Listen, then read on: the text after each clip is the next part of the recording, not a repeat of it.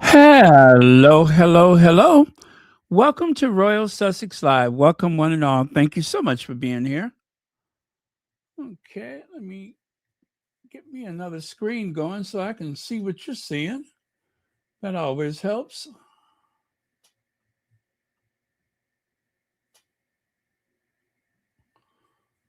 Okay.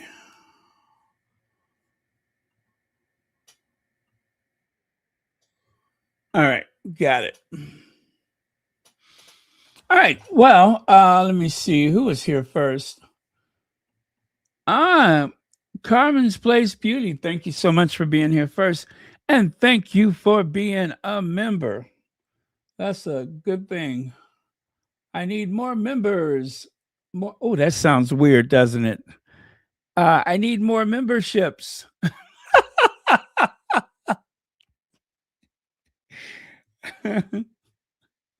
I need more memberships. Mm, that was weird. That was weird. Okay. Oh, Novi D is here. Jacqueline Rippey, Susie, Miss Z. Okay. All right. Okay, so we're good. We're good, good, good. Oh, why did I take that back down? There we go. I guess I wanted to make sure the microphone was working. And I think we're working. Okay. So, King Charles echoes son Prince Harry's sentiments during a speech to Congress? Yes, he did. Yes, he did. Isn't that something? I would say great minds think alike, but I can't vouch for Charles' mind because that's the same mind that wanted to turn himself into an inanimate object. If you know, you know. Um,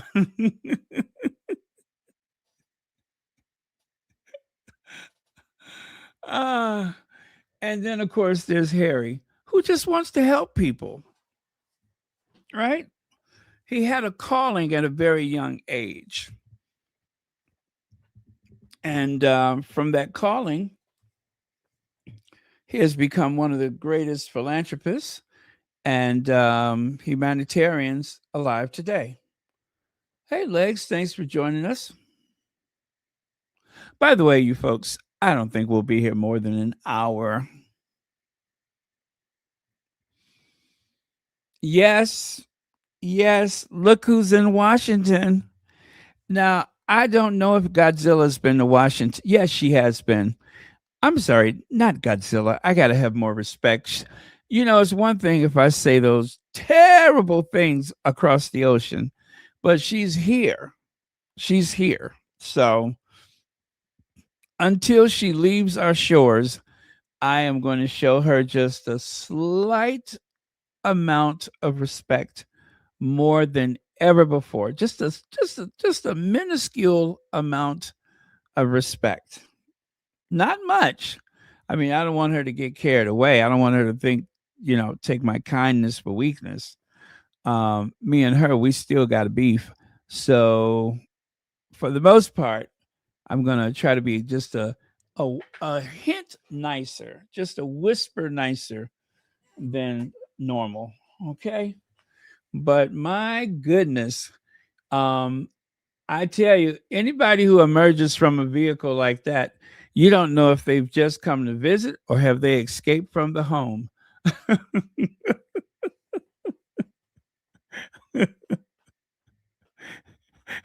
She looks like a fugitive, right? A fugitive that has finally made it free. And believe for me, she is far from jail. A matter of fact, she would not be a prisoner. She would be the one and only matron Mama Morton. You guys remember matron Mama Morton, right? That was the warden of the women's prison in the hit musical Chicago. So yeah, I would say that she's not so much you know, a prisoner. She is matron Mama Morton. But yes, she does kind of have that look like someone who has escaped the institution for the criminally insane.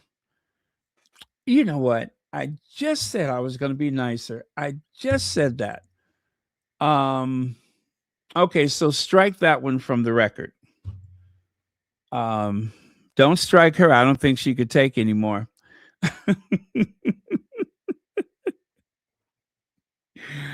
I got to stop. I'm getting the complex now.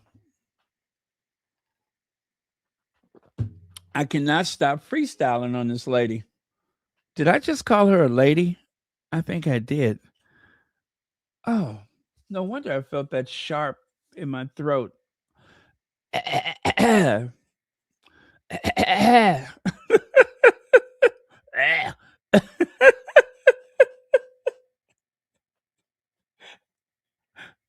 accidentally, and I do mean it was by mistake. I just called her a lady. The hell was I thinking? The hell am I drinking? Anyway, that old broad, that is Camilla, the Queen Consort, and Bob Vila and public television have been looking for her. Did you hear that? Bob Vila and public television have been looking for her because they have been very keen to start a new show about this old broad. You see, there was a show years ago called This Old House where they would take something run down, in disrepair, something with faded paint. You know what I'm saying? Maybe it was missing a step or two. Maybe it was a couple of bricks short of a house. Anyway, um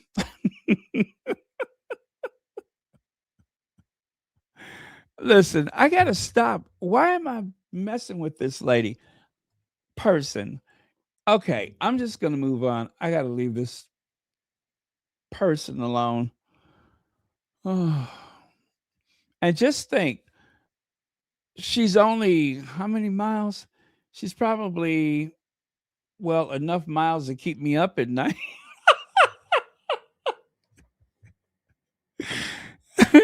Too few miles as far as I'm concerned. It's something about Camilla. I just want to put as many miles in between me and her as possible. Okay, I got that out of my system. I have nothing else to say about her. Now, Harry went to Australia, as we all know by now, and he cut quite a handsome figure in the well tailored suits, the incredibly polished shoes, and of course, his personality, his presence, the way that he stands head and shoulders above all of the rest of the men in the room. Um, it's just incredible to watch him network, to watch him take people away from whatever the problems have been in life. Um, for just a minute or less, hopefully more. He really is Prince Charming. He just cannot put a foot wrong as far as I'm concerned.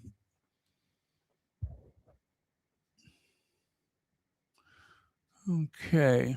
So, your Majesty, uh, you guys be aware there's going to be bouts of wordplay. Just for the record, I don't approve. But yeah, your Majesty, or how about this one? Another, your Majesty. They are having tea. They're having tea. I always notice that when they have these gatherings like this, you never see them consume anything off their table. Although I think if you look away for about 2 minutes, all of the contents of that table, including all the flatware, is going to end up in Camilla's purse. She's going to probably have a quite a haul when she leaves Washington. Trust and believe she's going to have quite a haul to share with everyone. But I digress. Um, yeah, it's interesting though. You never see them eat any of that stuff unless after the cameras are gone, then they can have at it. So here is a gift to Donald Trump from King Charles III. Actually, that's out of order. It is out of order. There you go. Donald Trump presented Charles III with something that kind of set him back emotionally. It is a signed copy of the Declaration of Independence. As you know, this will be the 250th birthday of these United States. And so, what an interesting gift to commemorate the birthday of the nation, as well as share with the King of England, the King of the United Kingdom, and all their realms, a signed copy of the Declaration of Independence. Well, no wonder Charles, in this AI created image, looks a bit bewildered. Well, as a way to say back at you, Charles gave Trump a autograph photo or an autograph painting, maybe. Let's just say an autograph print of the White House as it was completely gutted by the British Army during the War of 1812. As you can see from this AI generated image, Charles is the one who has the big grin now, not the other guy. Well, just for fun, this is something that comes up every time there's a state visit. It wasn't so long ago. Matter of fact, it was only 1812 ago. The um, the United States and Great Britain were at war. We were fighting for our independence, and of course, my relatives were fighting for their freedom. But I digress. We were fighting for our independence, and well, during the War of 1812, I believe it was 1814, the British have actually reached the gates of Washington, D.C. And the First Lady was actually planning a dinner.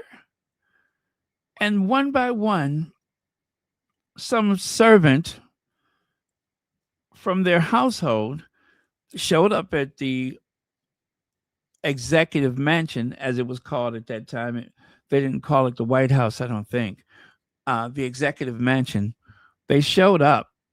I'm sorry, one of their employees, servants, showed up with cards regretting that they are unable to attend dinner. And then the next card, "Yeah, love, sorry I can't stay for your dinner." Well, I don't know how many people returned the invitation, but this is the part that I'm familiar with. Um, as the First Lady was reading those cards from who she thought was her friends, um, well, the War of 1812 was roaring just outside of the city. You could literally hear the cannons. And so people panicked. They're just like, I'm not going over there to eat. They're about to destroy the country. So um, instead of mounting a vigorous defense of the White House, unfortunately, by the time the British soldiers got there, well, the First Lady and all of the aides and workers and everything, they all left. They had to, because if they didn't, they would have been captured by the British. Could you imagine if the British would have captured the First Lady of the United States? So when the British got there, they noticed that the food was still hot, that the table was set, everything. The table was all presented for the meal, a meal that they never got to eat because um, most of the people in Washington, D.C. were on the side of the North. And so when they burned up the place, they consumed everything that they didn't take. Well, the house consumed everything it didn't take. And so from that illustration, you could actually see flames pouring out of the windows of the White House. It's a running joke whenever some high-ranking official comes the from the UK.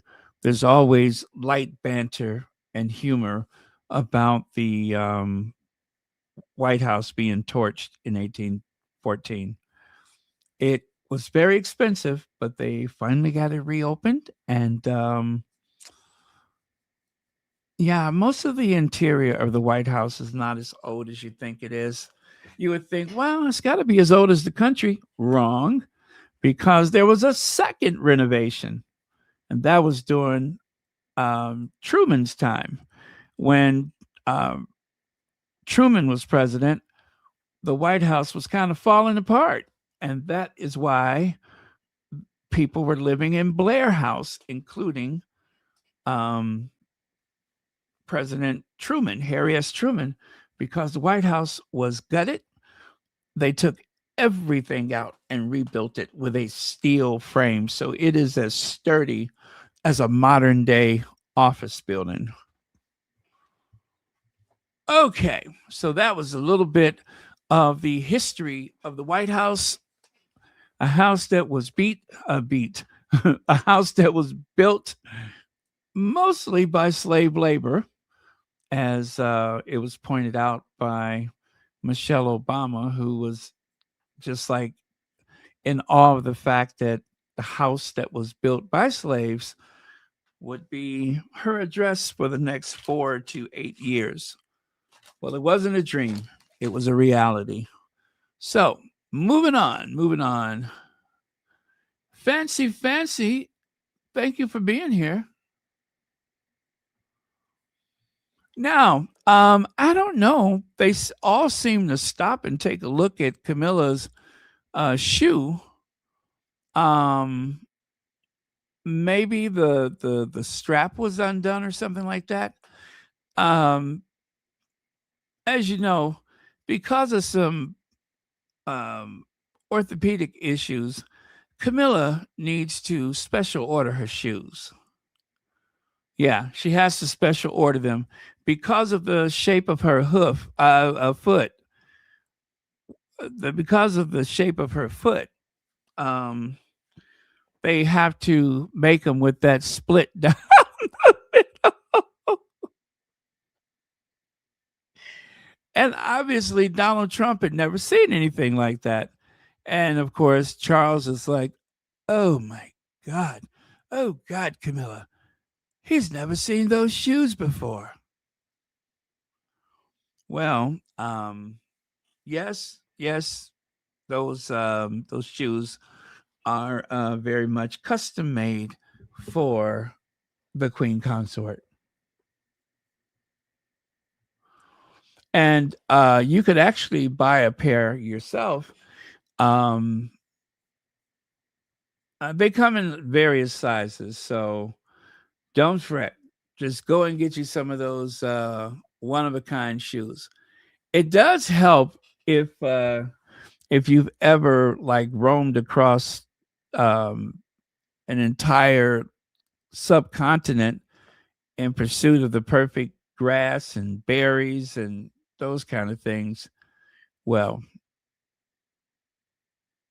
yeah, that might help. That might help. Yeah, that might help. And for those of you outdoorsy, sporty types, um, there's this. As you can see, it's got the lucky horseshoe. Just in case there's trouble. Got that lucky horseshoe. But yeah, those are That's what she's wearing for the first day of the state visit. And right there, the Bovine Shoe Company, embrace your nature. Authentic hoof designed footwear for the adventurer and rugged, the true walk with confidence, stability, and spirit on any terrain. Crafted in the USA, durable, leather, functional. The Bovine Shoe Company since 1923. And then, of course, the Bovine Shoe Company have gone a bit mainstream and more elegant. Like right here, it says, embrace the extraordinary. Sleek, cloven, hoof designed footwear for the forward thinking woman or consort. Not to be confused with a woman, the forward thinking consort. But yeah, there you go. Um, you can just barely see the split in the toe. Well, that's because they prefer that people don't know your actual history. They want you to get to know the employee first. So pay no attention to that. Those are still chic, elegant shoes. All right. So sure, I can do that. Here's a quick print and script for it. Now, this is one of the ads that I found. They wrote it just for the shoe company. Walk on the wild side. Envision this and visualize this. A woman striding confidently in her sleek black leather heels shaped like a cow's hoof.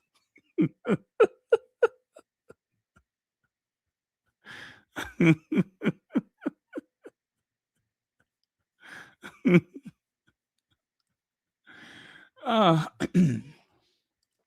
you guys, this is a historic occasion, and maybe I shouldn't point out her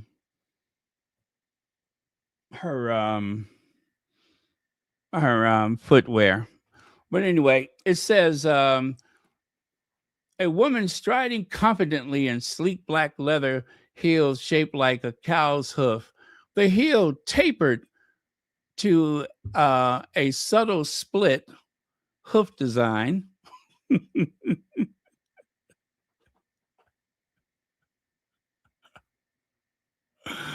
uh, well, she chose white because it was a formal occasion, right? Wait, where is it?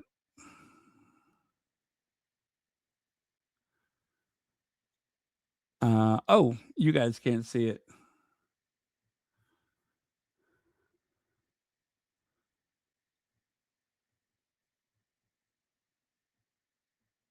There we go. Okay, so the heel tapers to a subtle split hoof design, super polished and high fashion bovine because elegance shouldn't have to choose between bold and beautiful. I don't think she's making a choice. I think that choice was made for her a long time ago. So,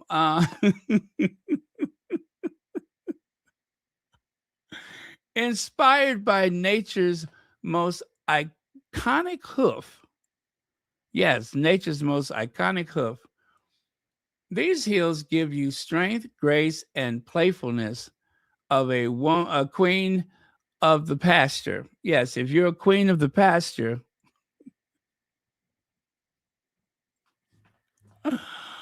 uh, AI wrote this. How did AI knew that it was a queen involved? With serious runway attitude, tagline, bovine, step into your power. Want me to tweak it?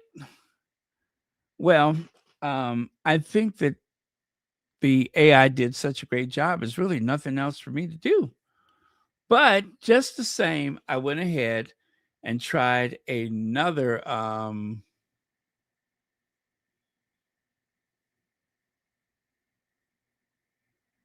Another script. Let me see here. Here's a quick. No. Walk on the Wild Side. Well, I'm tired of that already. Let me see. Step into your power. Nah, we're good. We're good. Bovine. Step into your power.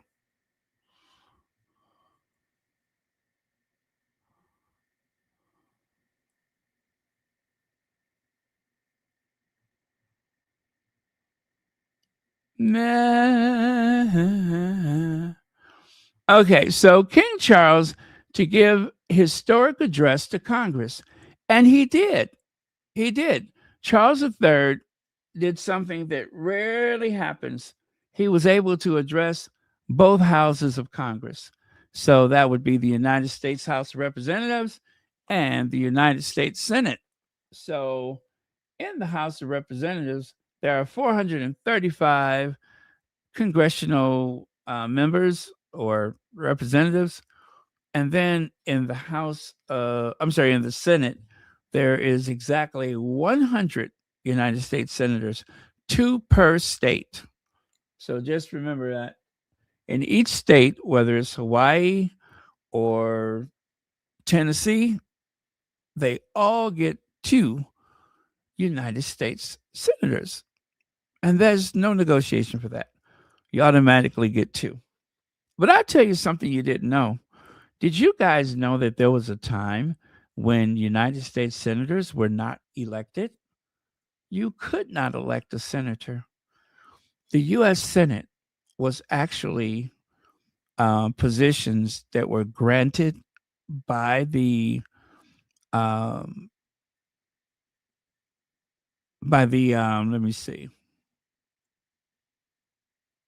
Oh yeah. The governor of each state would have the ability to add a new senator to that state, and that senator would keep the job for life. So the senator, oh, was it a six? No. I think it was a lifetime position. So it would compare.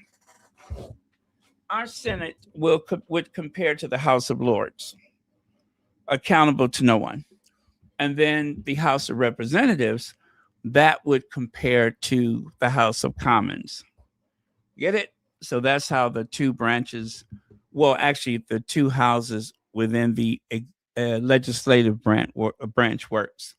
So the judicial branch, the circuit court, the court of appeals, or the appellate court, and then you have the Supreme Court, which is the last possible law of the land. They're the ones that interpret that. And then for the presidency, no ministers, only secretaries. So that's how the government compares to other countries. We don't have a prime minister, although I know some countries they have a president and a prime minister. And usually the president is ceremonial, or is it vice versa?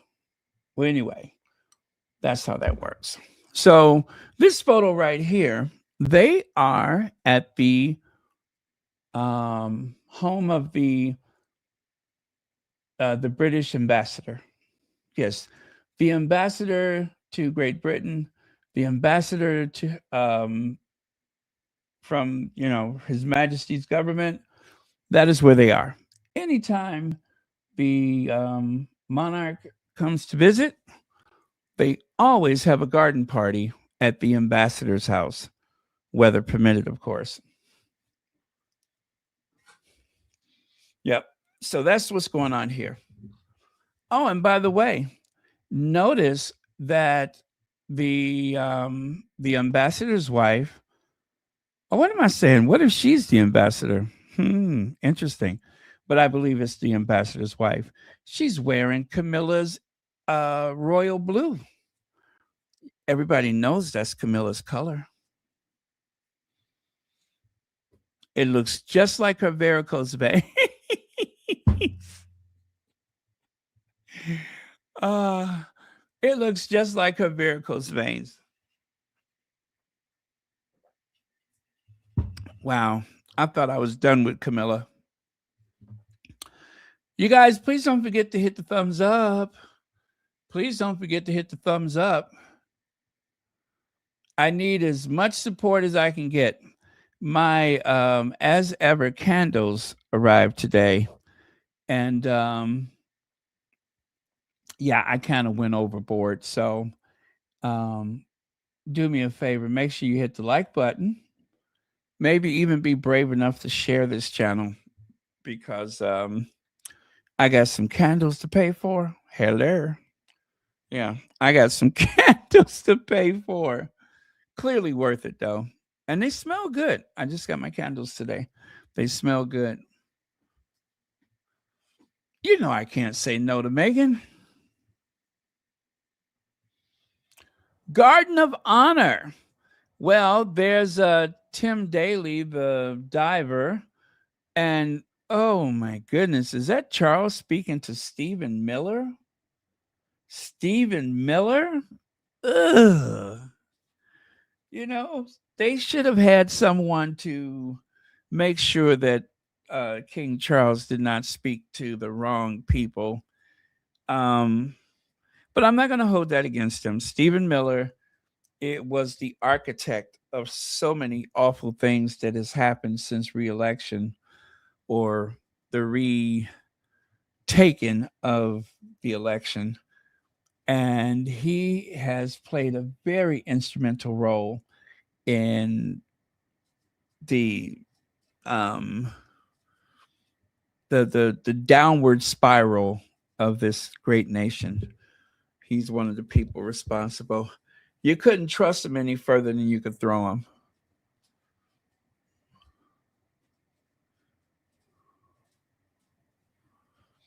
Uh yes, my candles have wicks.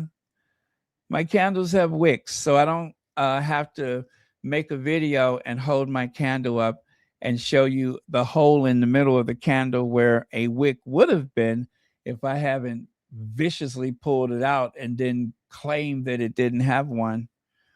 Oh, that was sick. Who does that? Who does that? Anyway, they smell great. I haven't used them yet, but I am very glad to have them.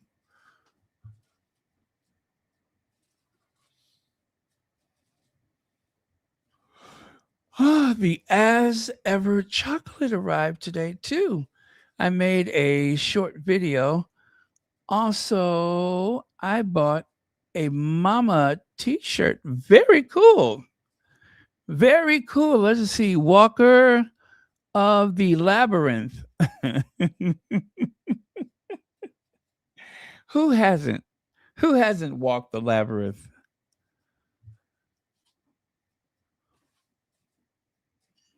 I'm walking the labyrinth. Hey, I'm walking a labyrinth.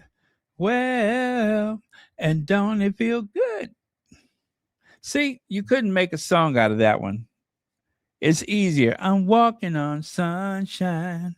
Well, I'm walking on sunshine. See, that's I hate to say it, but that's better than saying I'm walking on a labyrinth. Ooh, I'm walking on a labyrinth. You see what I'm saying? That word is too long. But listen, don't go changing to try to please me. Oh, yeah. I like labyrinth. Oh, Olivia Johnson has received the candle. Very cool.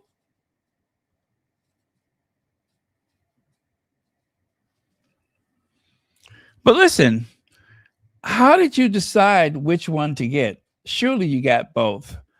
I know I had to. I couldn't just walk away with one candle. I'd have to have them both. So,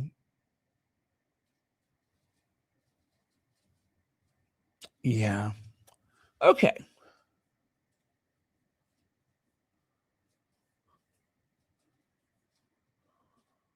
Well, I cannot see everyone else in the background, but believe me, they were all there. And unfortunately, look at that blockhead, Matt Wilkinson. Remember him? He's the one from whatever Sunday morning. It doesn't come on Sunday morning. Matt Wilkinson. Well, anyway, um, he does not like the Sussexes, and he's kind of like a stalker for the Sussexes.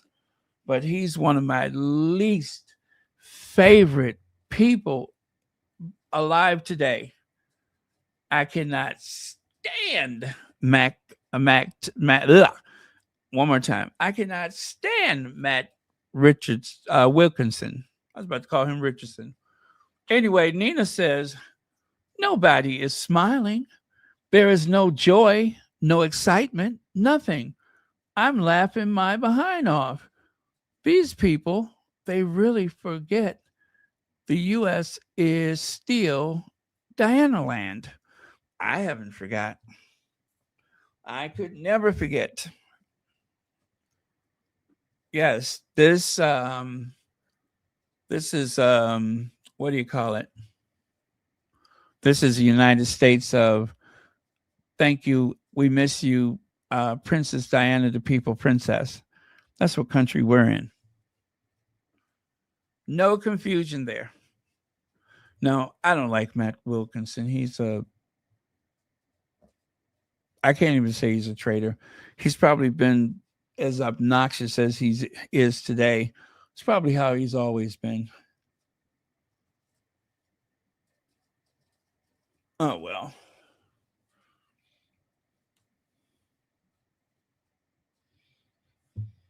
So that is young Prince Charles. That is young Prince Charles. And Prince Charles had the honor of living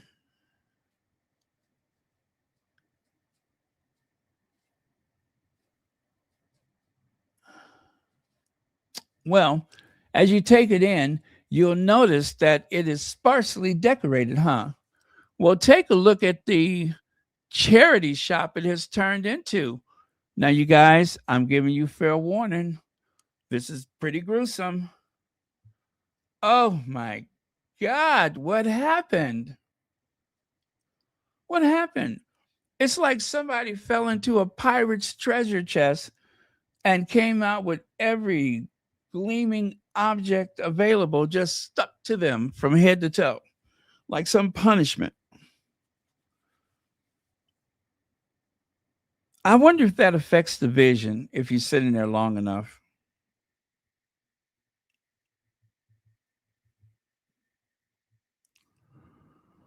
Wow. Wow. Who does that?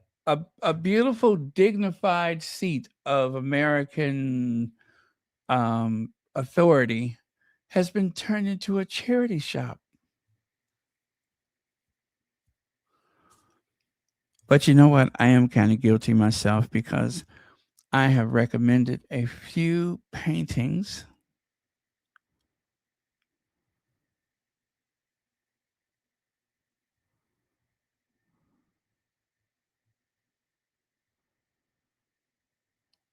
Well, it's a disgrace. It is an absolute disgrace. Oh, just when you thought it couldn't get worse. Just when you thought it could look. What happened? Oh, for the love of God, what happened? I know. Tacky. Tacky.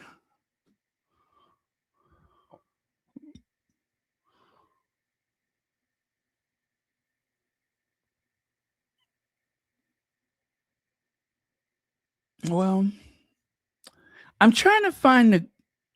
Well, maybe if you. All right, but you could. Well, if there was. You know what? I give up. This is a disaster. uh, the Palace of Versailles is not. Leg says, is tacky, but would Charles III notice? You know what? You make it a great point. You're making a great point. Would he even notice? Thank you so much for the super chat. You make an excellent point. How could he possibly notice? Yeah, because they got some kind of overly stimulated looking things at the over there. So,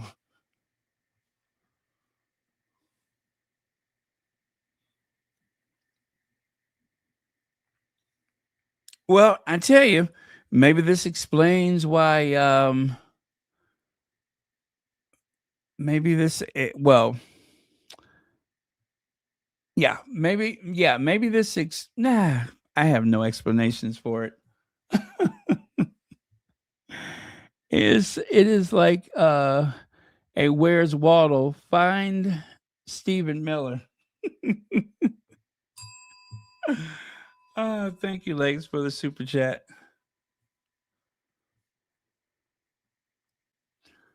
And then they crammed out on the Truman balcony and waved to all the peasants below. Yes, they waved to the peasants.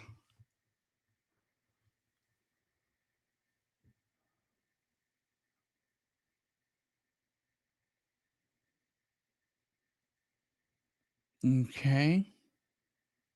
Hey, what's that robot up there? Is that a robot? I'm looking at something with like a weird hat and oh, I'm sorry. That's the first lady. Wait, did I just call her a lady? That's the anyway, that's the person who is going to look out for well, who cares? That's her. I don't want to say what she is. She's a lot of things. That's why I don't want to say. Okay, I this is actually a tradition that started with John F. Kennedy. It really is. Um,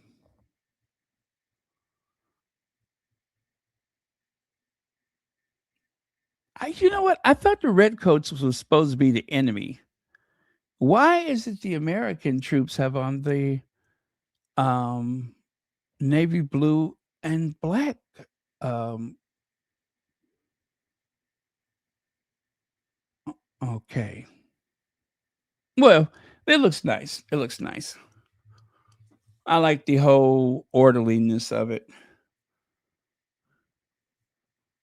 And then they had a flyover, just like Trooping the Colors and other occasions. They had a flyover.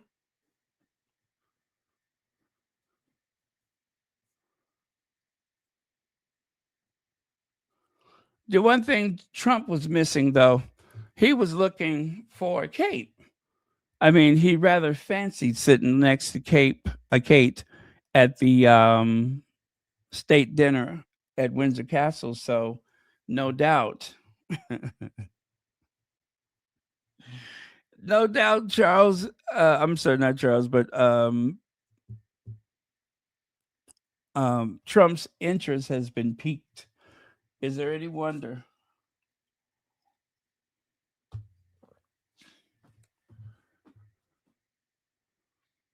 Well, and of course, that's because she's wearing gold. If you want to get Trump's attention, put on as much gold as you can. Whatever gold you got, just hand carry it.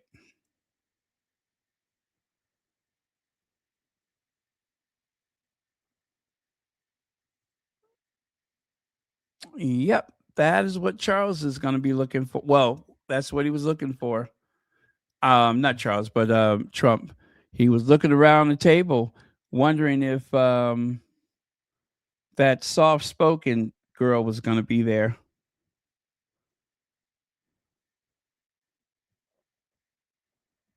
Yep, there you go. Trump's dinner companion. Our bond is unbreakable.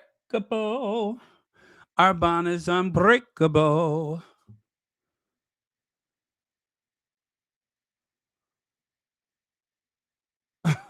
Compton Cali gal. Uh, I'm glad I didn't slip and repeat that. Charles got a few standing ovations. They were very polite to him.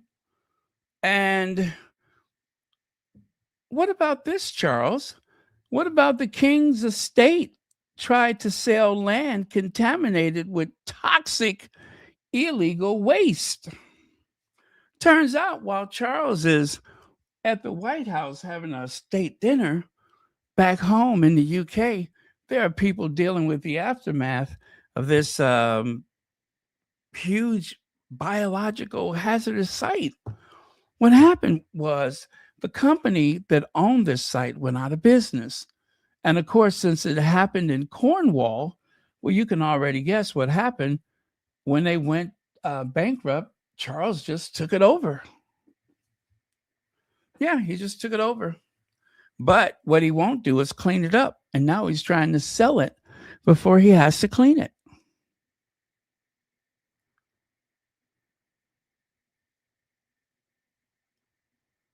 Isn't that something?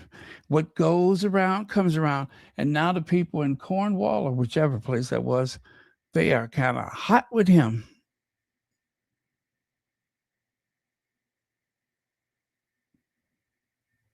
Okay. Well, just get it together, Charles. All will be forgiven.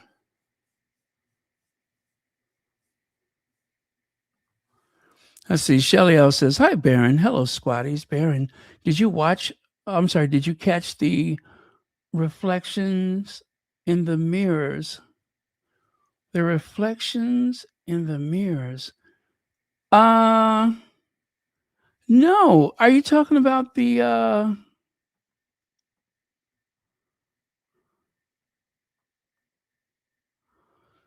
Oh, oh, no, I didn't see that.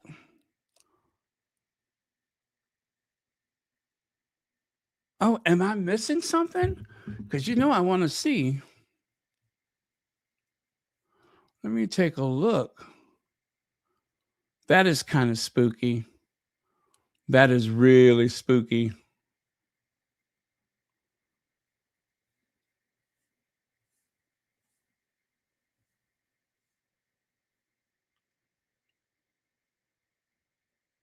Hmm.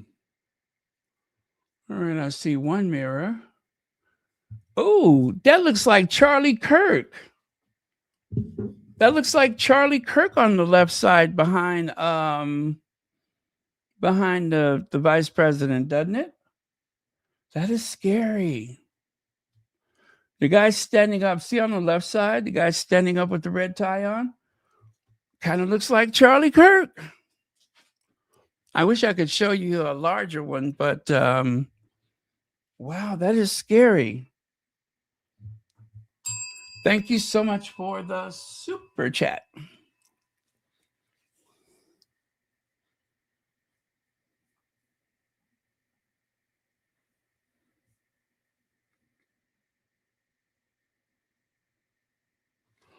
that's that's funny the way Melania and National Velvet kind of blend in, isn't it? Melania and Secretariat.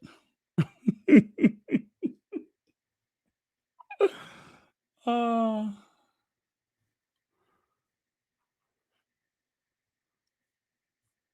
okay. The gold is everywhere. Yes, it is. And what about all of those? Look at the fireplace. One, two, three, four, five, six, seven, eight, nine.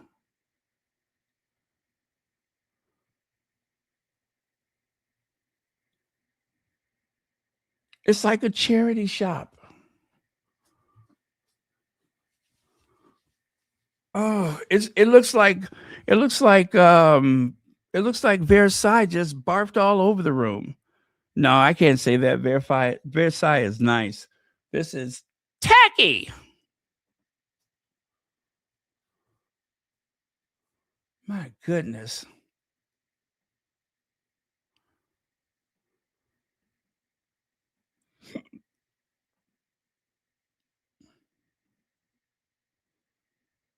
Mm. Well, you're going to have something waiting for you when you get home, Your Majesty. Yep, you're going to have a mess waiting for you.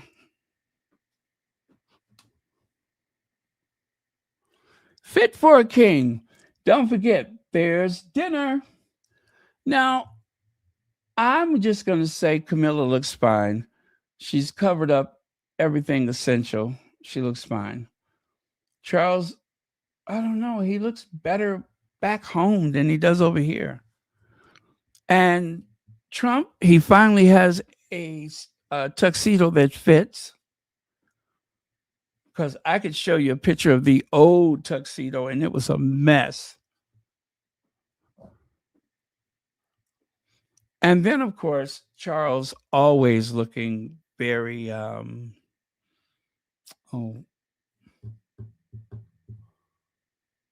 let me see.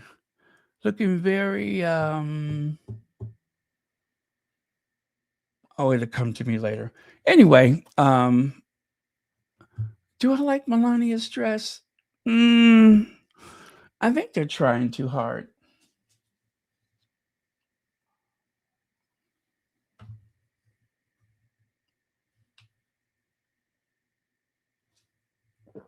Yeah, they're trying too hard. That, um, what would you call that? Asymmetry or whatever it is. Yeah, goodness.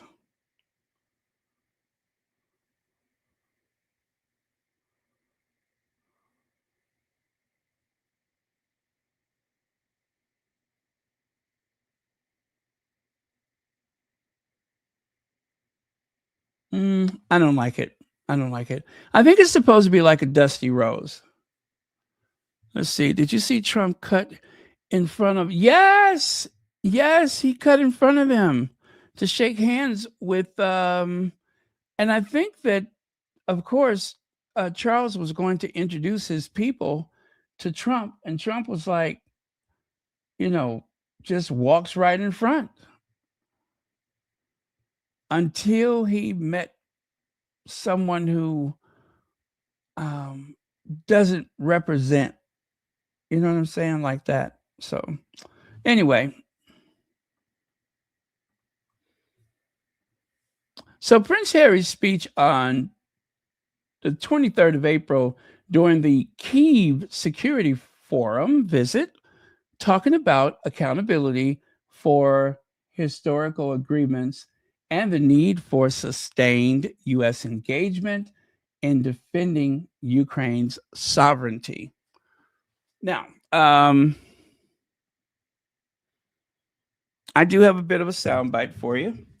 I want you to see, or listen, that is, to the way that Charles kind of hijacked his son's speech. Hijacked it.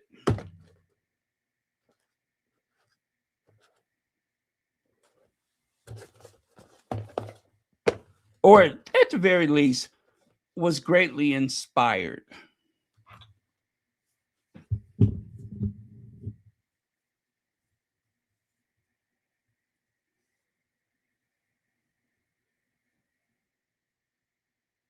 So what is gesso as far as in Okay. these are carved? Nope, not that.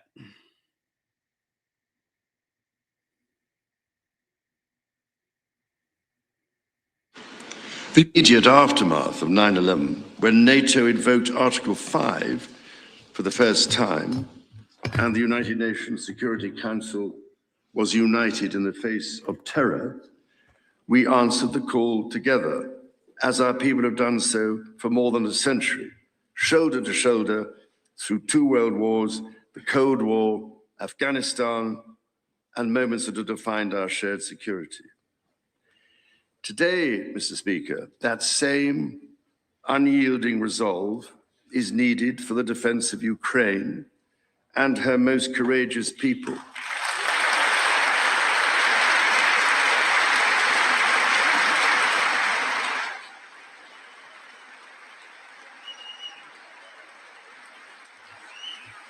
The United States has a singular role in this story.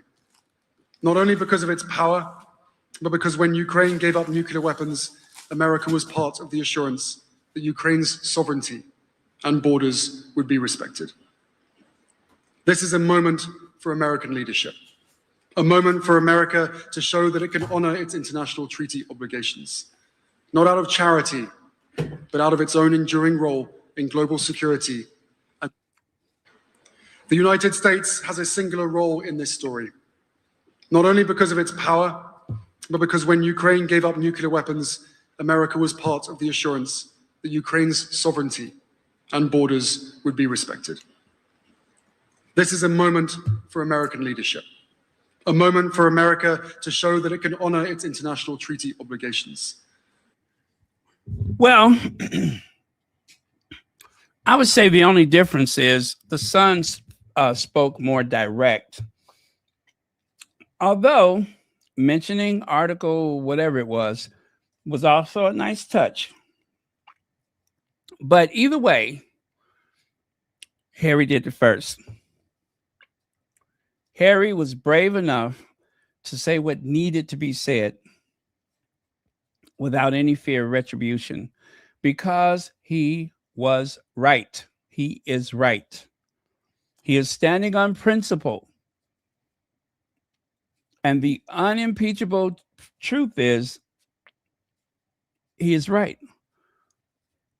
As I mentioned the other day, when Ukraine gave up their nuclear weapons, it was because of security guarantees.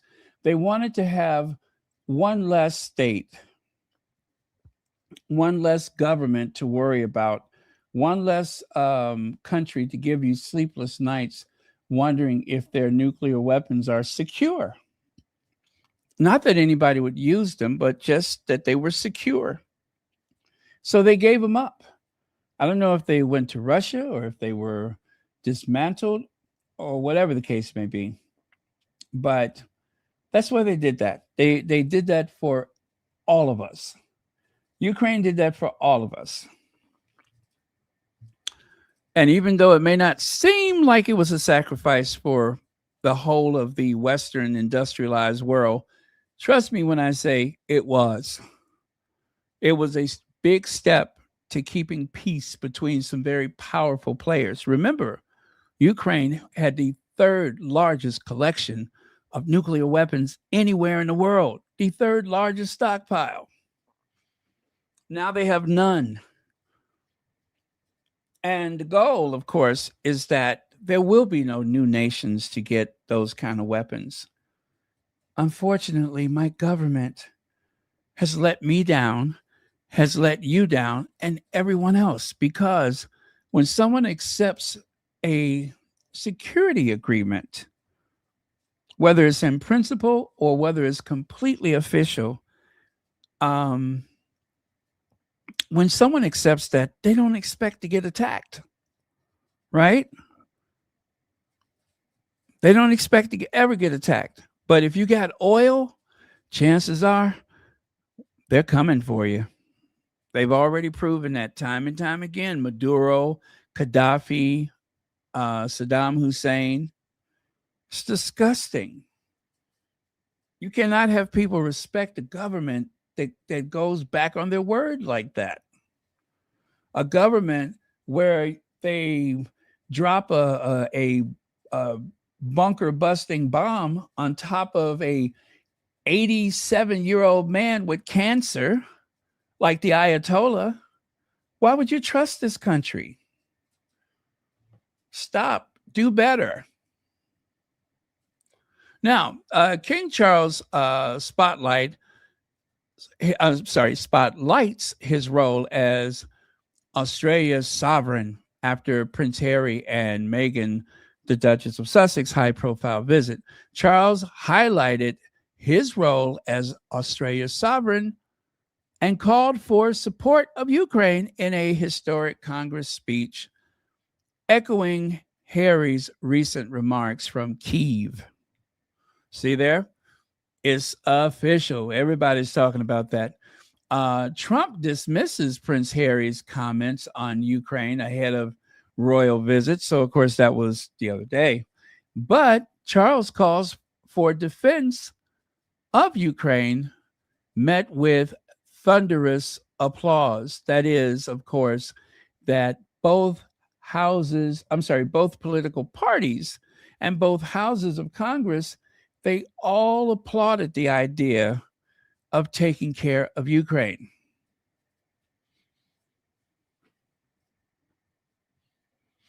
So, better do the right thing. Better do the right thing. We all know that Putin is your good girlfriend, but we need honest leadership.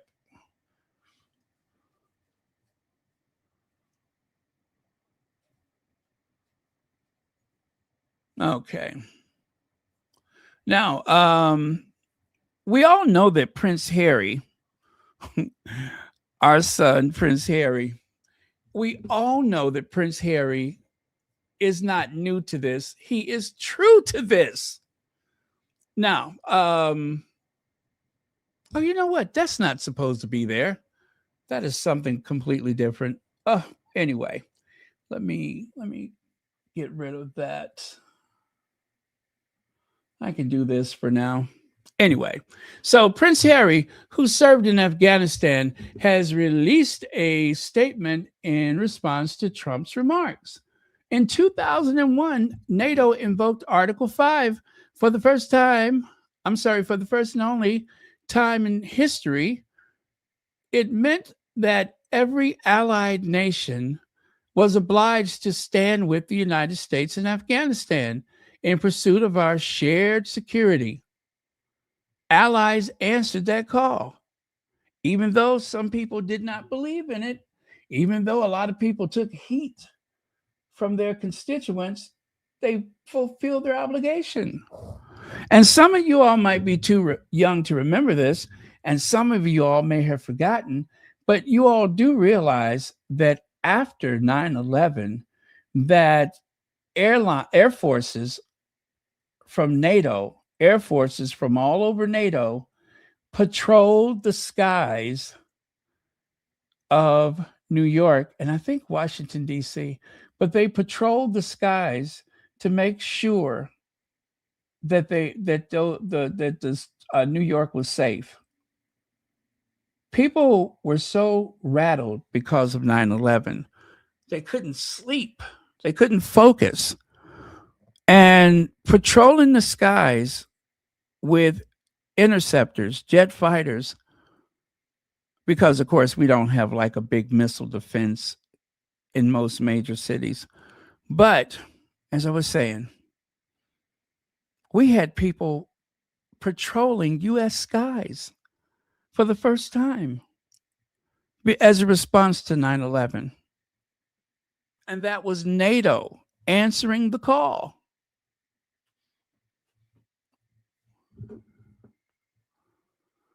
Anyway, you know Harry's speech. I served there, et cetera, et cetera. Now, let's go here. This is what's got William upset. Look at Harry.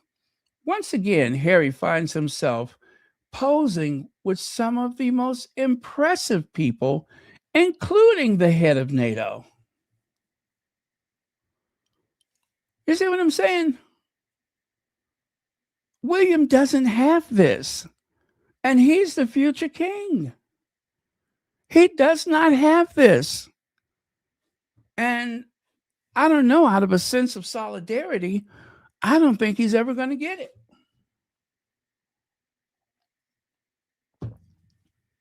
Clearly, these people are Team Sussex.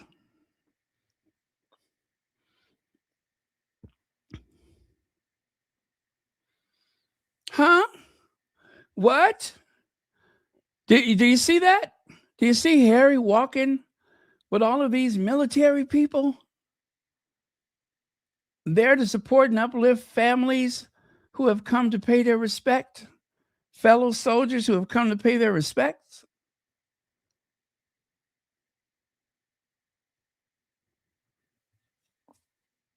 That isn't I love that picture. It's an incredible image. You can take the man out of the uniform, but you cannot take that uniform out of the man. You cannot take his experience as a soldier away from him. All 10 years of it.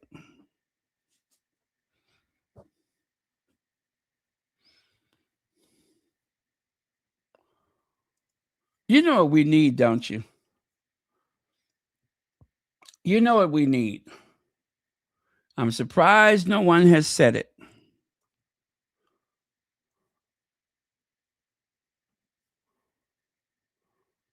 I love Prince Harry, and Prince Harry should be king.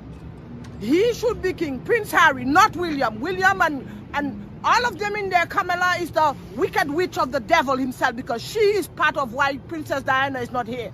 I do not like them. I am from the islands, and we don't need them in the Caribbean. Get lost. Demolish the monarchy. This is 2023, okay? And I will support Harry 100%. I do feel for him. Yes, I do. And everything in the book is the truth. And Charles is the monster, not Harry. Harry's no monster, not Meghan. He's bringing the story out right now. They are evil people. They are not nice. Behind the wall, we all are one human being. And behind that wall there are no difference with me and you and any other Brits. Give the people back the money. They are just welfare recipients living off the taxpayers of the British people. And the British people are stupid supporting that nonsense monarchy. It is nothing. It's just a title. It means nothing, a title. I'm angry at them. It's Harry, not William. William. Okay. That's what we needed. That's what we needed. The truth.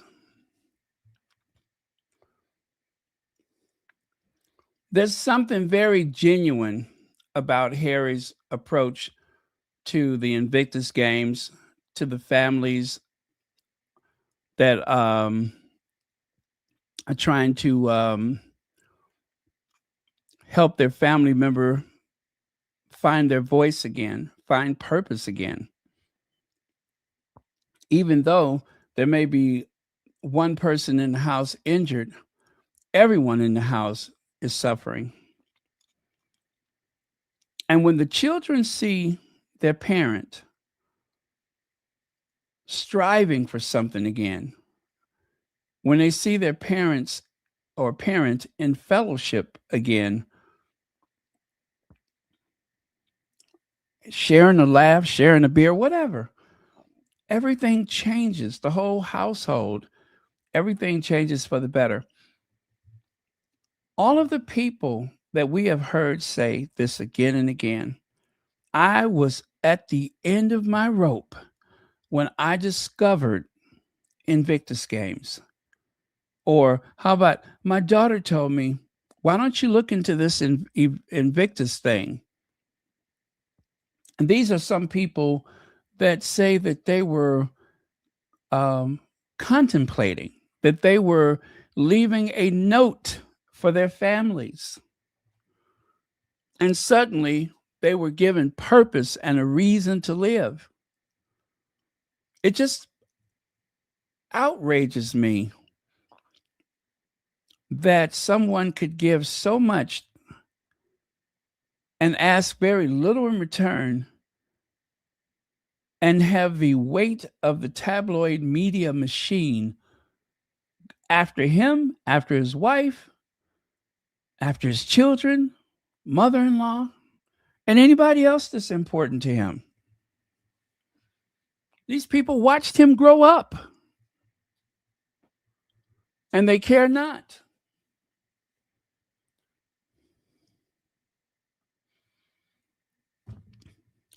And the next speech, and the next speech. Harry is fearless now when it comes to giving a speech. Absolutely fearless. Every time you look up, he's doing another speech.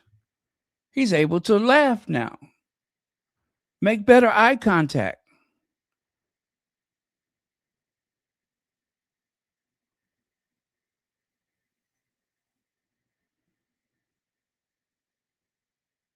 Awesome guy. Awesome. And then, of course, there was a bit of controversy. There always is. I believe that they were using a special filter on Charles. Now, hear me out. I believe that they were using a special filter. When I looked at this picture, I said, no way that's Charles. Something is different.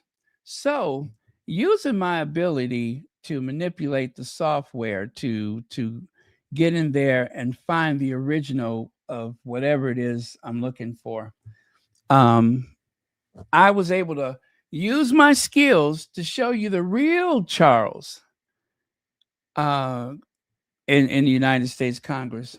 Would you like to see? Would you like to see? Because they are pulling one over us. That is not Charles. Well, it is Charles, but it's not really. Now, give me just a second. I'm going to remove the filter. There you go. That's Charles. See what I'm saying? They're full of it. Why did they bother to do that?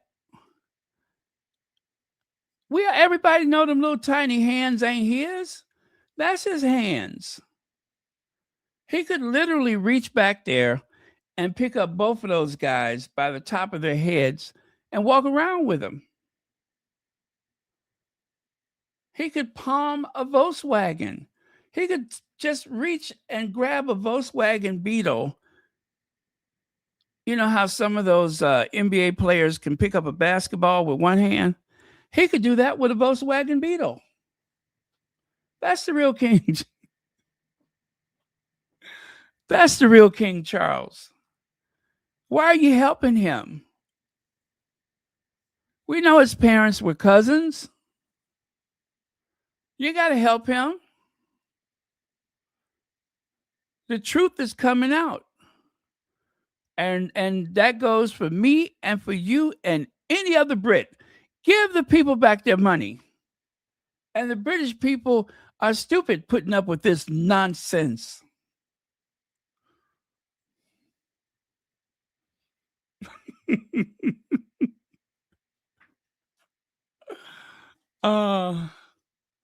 Anyway, that's what I found, is that they were using some type of software to conceal those massive hands that could, smack you all the way from across the street. They're trying to hide those. But I found a way to get past the filter and into the real hands. Now, jealous and insecure Prince William made a surprise visit to an RAF base in Wales today. I bet you he did. I bet you he did. Did he have a choice? So much for not, interrupting or disrupting what's supposed to be a easy day for the sovereign. This is absolutely, absolutely terrible. Very rude.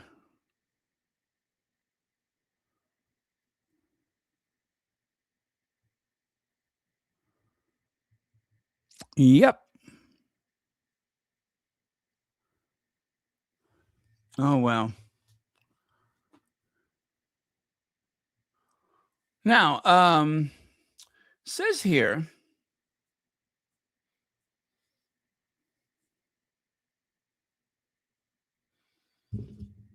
where am I at here? Yes, Richard Eaton is of the opinion that Prince Harry is one-upping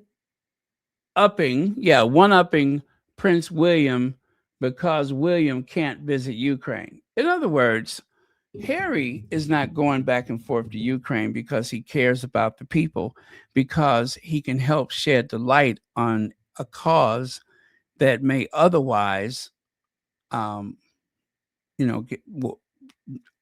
cause that is for the survival of an entire nation, Ukraine.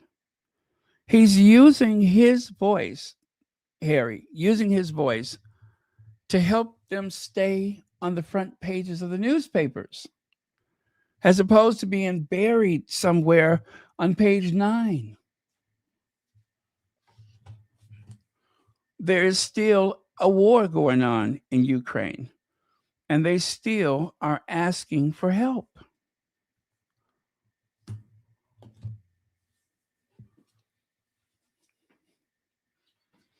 Harry donates money, but he's not a mega donor. He's not about to put on a uniform. He's done his 10 years.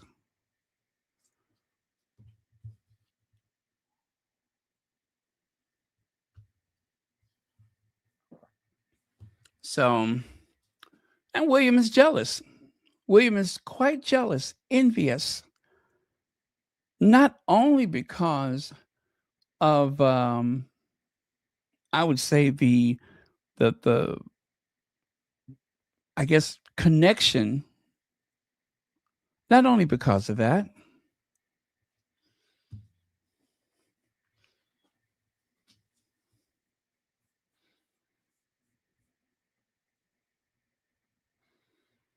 Oh, poor Willie. Poor Willie. Look at him. He put on the uniform. He's got that sad face. And he's strutting by himself. I think they're trying to let us know how independent he is. That's what the message is here, is that he's independent and he can get through these things himself.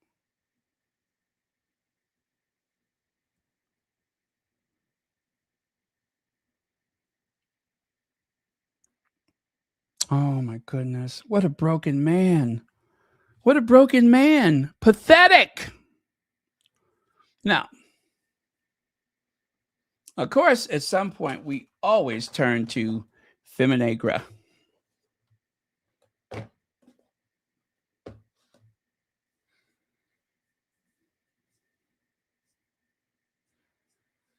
Now, according to Feminegra, Tatler uses Nigerian brilliance to crown Prince William while he and Kate have never visited Nigeria.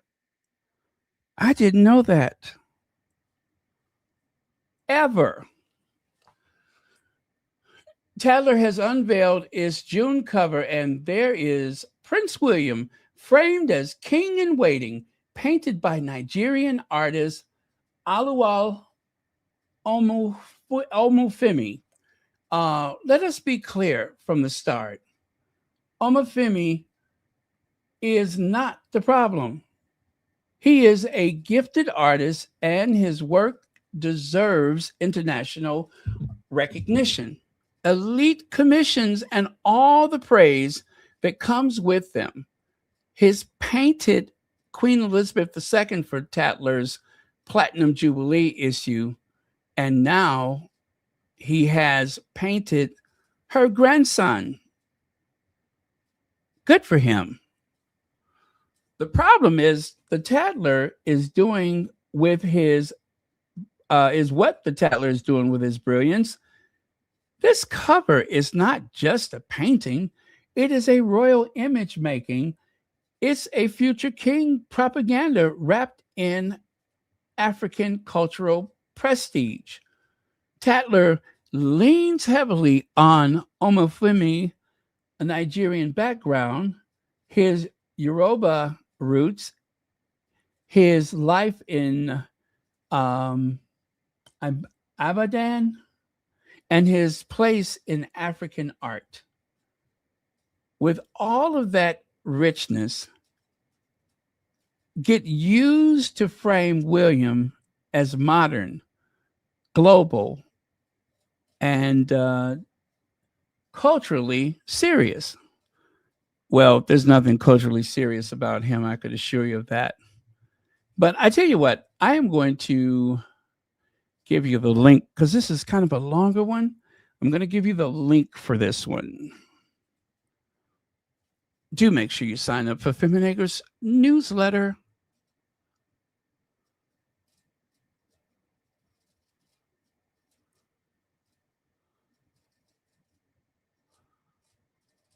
All right.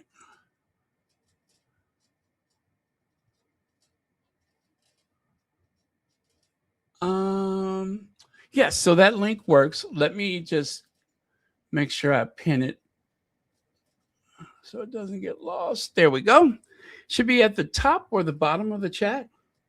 But yes, that link will take you to that article when and if ever you choose to check it out for yourself.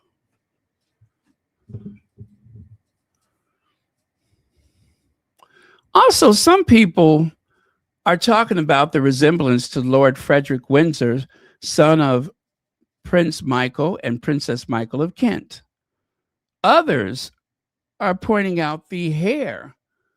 Look at all that hair they got upside William's head.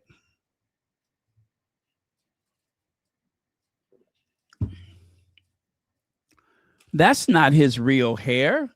That's not how his hairline looks. They are what do you call it? They're moving the needle or something.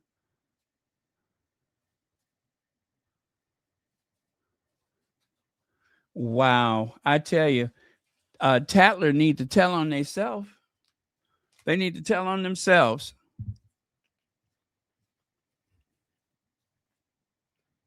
Hey, Naomi Maria.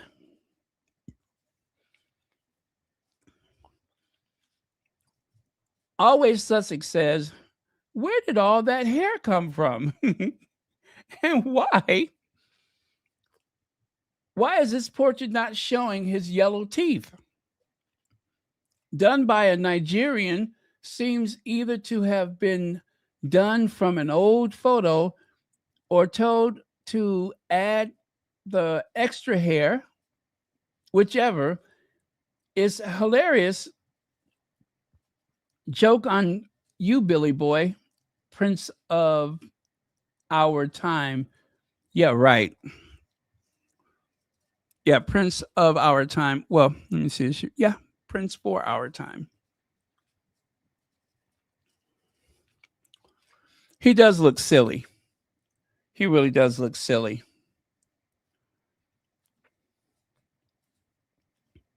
But it's something about the eyes. He kind of looks like his cousin. See that?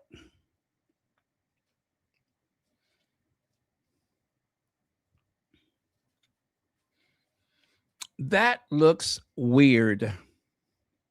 And then they hide it behind Tatler. They hide it behind the letters. They could have just as easily put the letters behind William.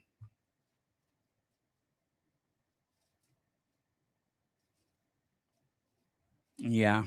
Anyway. I love the color, though. I love that background.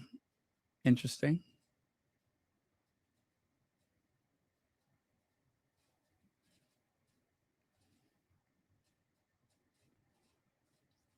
All right. Well, let's keep it moving. The Duchess of Sussex. The paper's malice toward the Duchess of Sussex is boundless, and its stories about her are entirely in bad faith. Why does it do it? The answer's depressingly simple. Now, I do believe I have a soundbite for this one. Let me get that one queued up.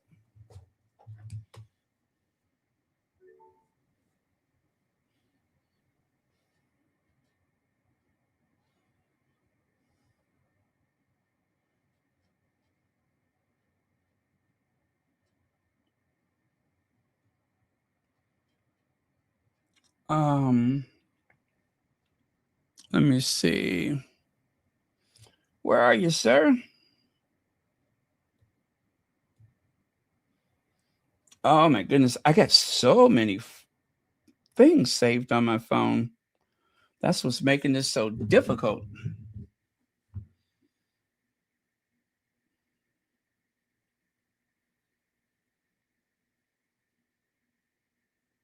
In the first 19 days of April, the Daily Mail published 70 stories with Meghan, the Duchess of Sussex, as the hook for the story on its website. On one day, between 5 a.m. and 3 p.m., it published a story on her every 2 hours. And the following day, it published 3 stories about her in 12 minutes. These are all details that I talk about in my latest article for the New World magazine about the Daily Mail's, as the headline says, the Daily Mail's dangerous obsession with Meghan. What do you think? I think it is obsessed. An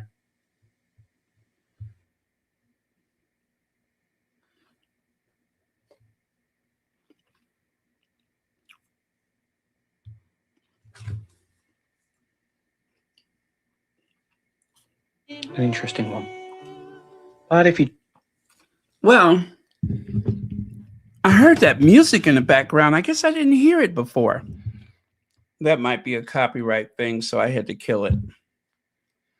Cannot have that music in the background. And it's unfortunate because I have seen some great things I wanted to share, but they have the music in the background. So, as he said, 70 stories in the first few hours of the new year. 70 stories. That is unhinged.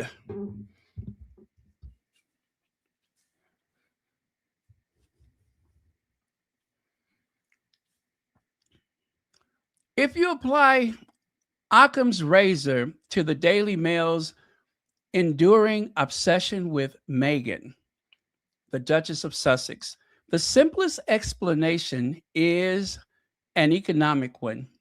It pumps out so many stories focused on her because its readership keeps clicking on them with an angry hunger for more. If their interest in her evaporated, so would the Mail's prodigious output about her, but that won't happen anytime soon. The avalanche of stories created more interest, which fuels the creation of even more stories. The continued dissection of Meghan's every move is also the second front in an ongoing war between Prince Harry and the Associated Newspapers, the parent company of the Mail and the Mail on Sunday. The prince is the most prominent claimant alongside 6 other major names who alleged at the High Court in London that the newspapers sourced stories about them using unlawful means, including voicemail hacking, landline bugging, and deception to obtain private information over 2 decades, stretching back to the early 90s. The judge in the case has said it will take some time for him to reach a verdict. But in the meantime, the Mail strikes back with a constant stream of invective online and in print. And so it goes.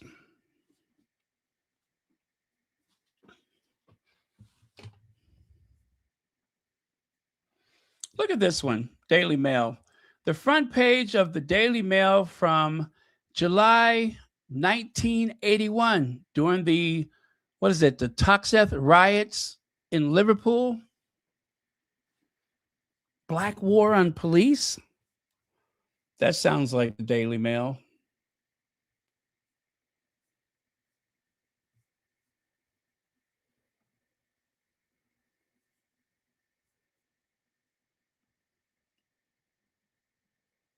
Let's see. I thought I had something for that one. About an article that was in that paper, and I think I deleted it by mistake. Oh well, sorry about that. Anyway, I want to go back and read that article though. I really do. Okay, so check it out. One of the squatties posted this. The name of the squatty is The Blue or The Blue Shade. On the left, This is the level of Kate accomplishments after being in the royal family for 20 years. Technically, she's only been married in the family for 15 years, but she's been hanging around that family for almost 25 years. What is she like 44 now? 43, 44? So for most of her adult life, ever since college, for most of her adult life, Kate Middleton has been pursuing, hanging around, going to parties with William. In some form or fashion, she has been a part of the royal family. Because even before marrying into the family, one could make the argument that Kate Middleton was positioning herself for the role. So she was living as much as she could as a royal princess without the I do. You follow what I'm saying? So, that being said, we can easily say about 20 years Kate Middleton has been in or around that family. And that's long enough to have achieved something. But her biggest achievement at that moment was just putting her hair up without the use of ties. And they went on and on about that for a week.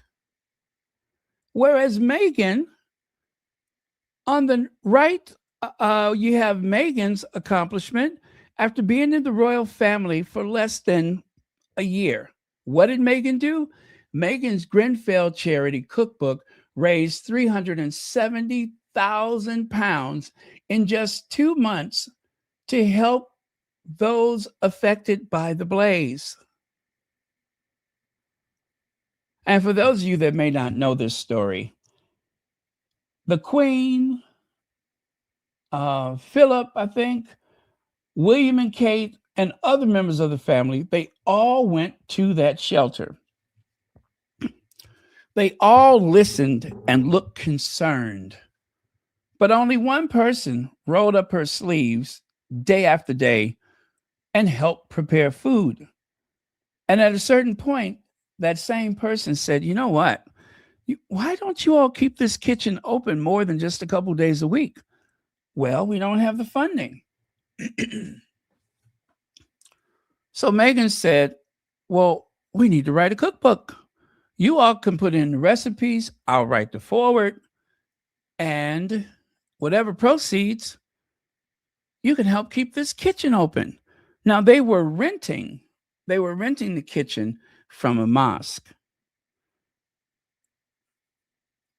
And so the whole point of the kitchen was that people who lost their livelihoods, people who lost their homes at the Grenfell Tower, that is, because of that horrific fire, they lost family members. They did not have to keep eating fast food. They didn't have to keep eating takeaway. They could have something homemade by people who understand their dietary needs. If they needed a halal diet, that was available for them at the Hub Kitchen. So it was a win-win. And Meghan barely gets any mention for that ever. If ever. There's no mention of it.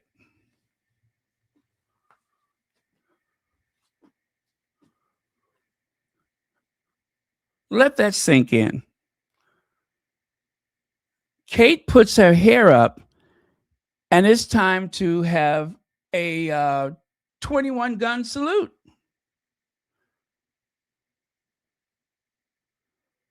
And Meghan does something which is one of the most sacred things ever, feeding people. She made sure that kitchen could stay open. She even made sure that the money wouldn't get pulled into the rest of the Royal Foundation or whatever. All of that. And she was barely a princess at that point.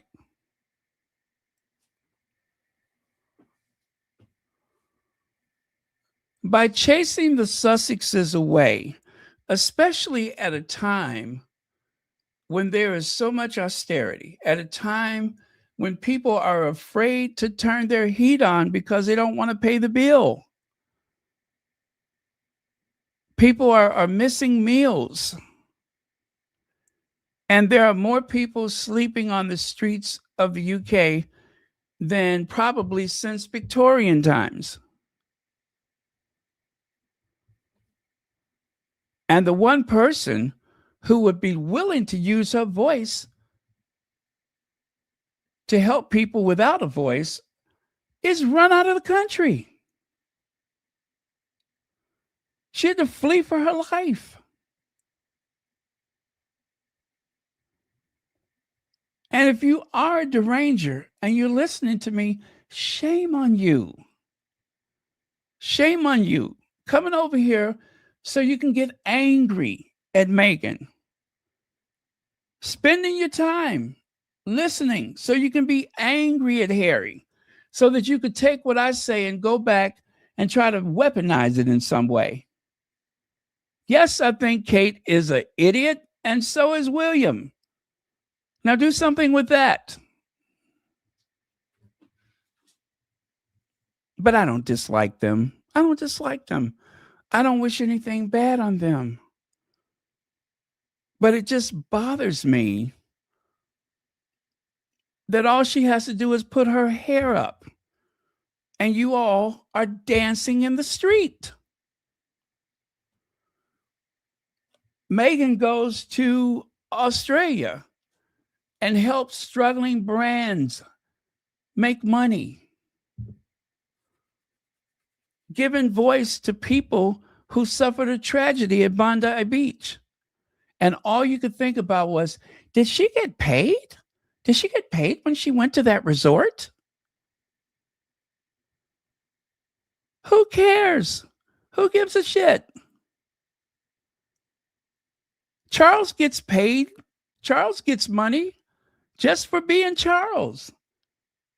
William gets money just for being William. Meghan works for her money.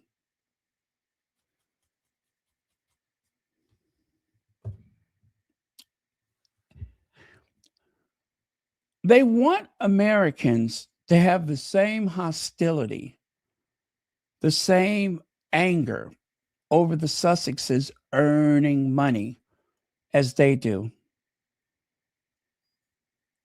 which lets you know you don't know Americans. We applaud success. We applaud anyone who can better their circumstances, who can fatten up their wallets with good old grit and hard work. We applaud that.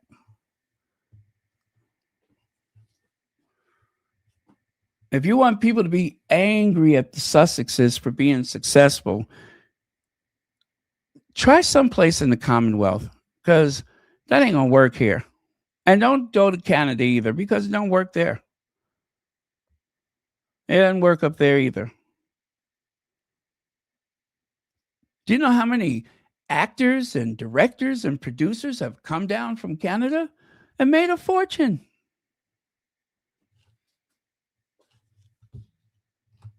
Most of them don't go to the UK. They come here because there's money to be made with good old-fashioned hard work.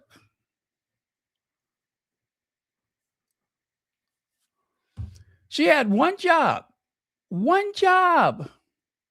to pay respectfully, and yet she managed to disrespect the fallen. Royal family has zero preparative address for the work they are supposed to do. Unprepared, I believe that's what they're saying.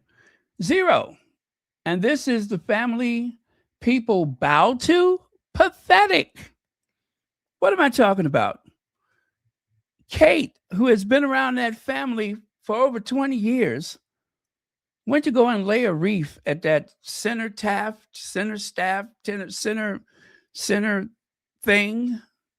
stone. And what did she do? She turned around and walked away. You don't turn around and walk away. You lay the wreath, you step back, you kind of give a little head bob, you kind of bow your head a little bit, and then you step all the way back and get back in formation with the other people that you were just standing next to. Not Kate. Now, Kate has stood in the window for 15 years watching them lay a wreath. What was she doing? What was she doing? Looking at the clouds? She's been standing in the window of the defense ministry for 15 years. And in 15 years, she's watched them lay a wreath and step backwards back into formation. Out of respect, you do not turn your back. Why do I care?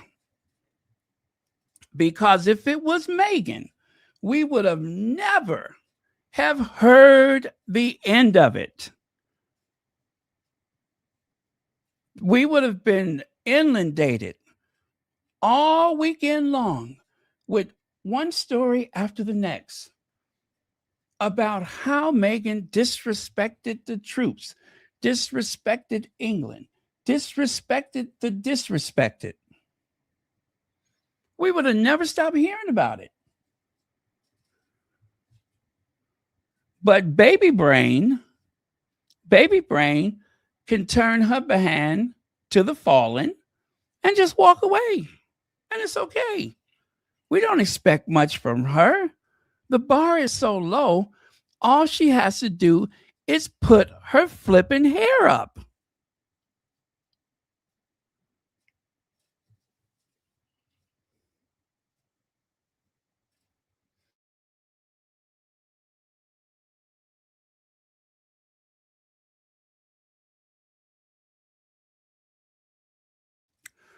They punish Meghan for little or nothing. And they elevate and praise and uplifts someone who works when she damn well feels like it and won't work when she doesn't feel like it. Whilst at the same time using the same excuse. Well, after all, she is raising the future king. So she also has a staff of about 65 people.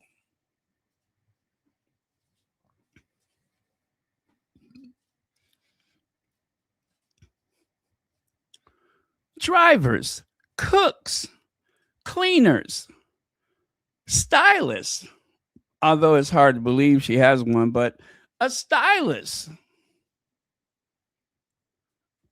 a professional nanny. And where all of those things fail, guess what else she got? She has Carol Middleton. When she ain't holding that paper bag, she has Carol Middleton. Her mama, Carol Middleton. She can put down that paper bag long enough to look after those kids. I don't know why every time I mention Carol Middleton, I get the hiccups. Anyway.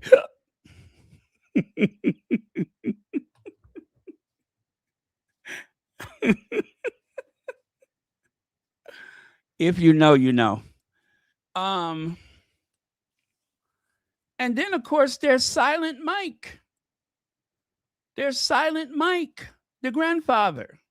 He could look after them.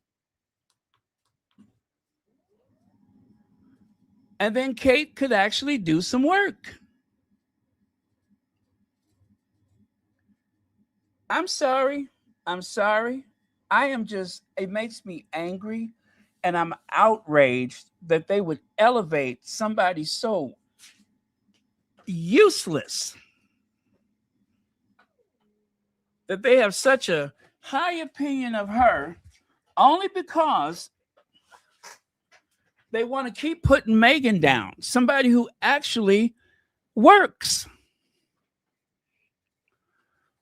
And then once Meghan began to show that family what she's capable of, then all of a sudden they want to turn Kate into Emma Grede. Yeah, they were trying to turn Kate into Emma Grede, like she's accomplished so much in life. They put a binder under her arm. They give her some nice trousers to wear. They pull their hair back. They drop the hair down. They throw the hair down one shoulder. They still don't know what to do with it. But one thing we know is they keep adding hair. Every time her hair moves, they add a few more tracks to it. I'm sick of it. Sick. I'm just sick of it.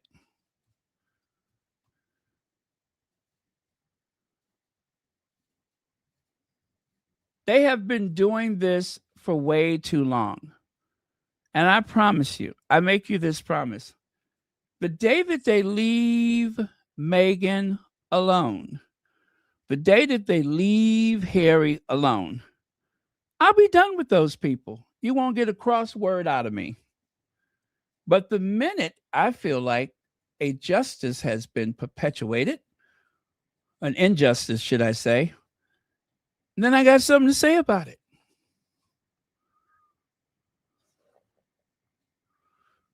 Leave Harry and Meghan alone.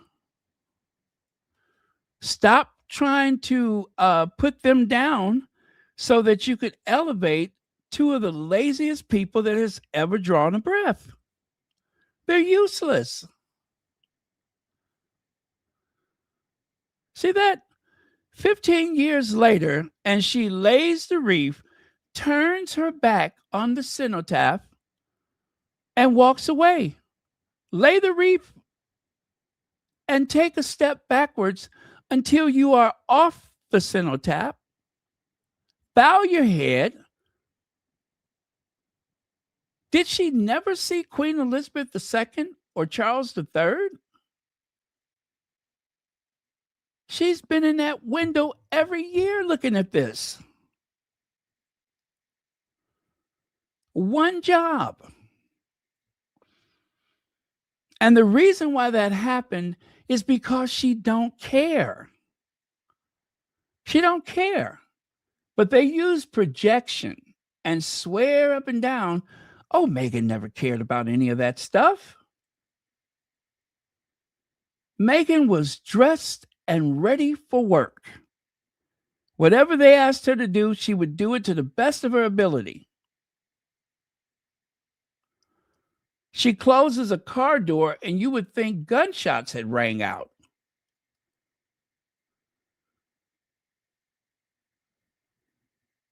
But Baby Brain has watched the same ceremony every year for 15 years and still couldn't get it right.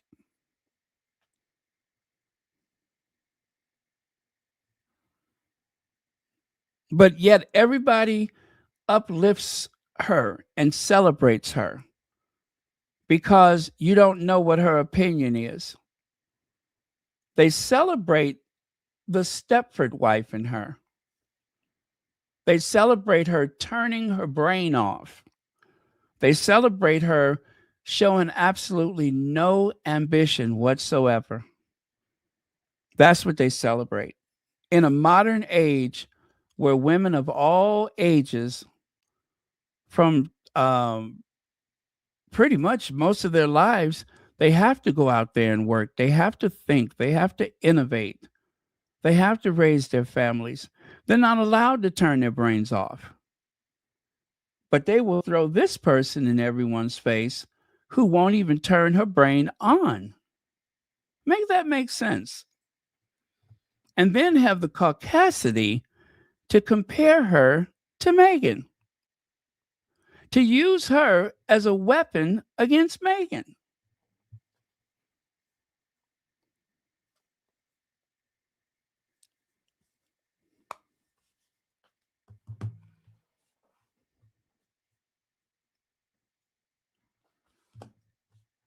Australia with 2 eyes. 2 eyes. No wonder she ain't been there in 14 years.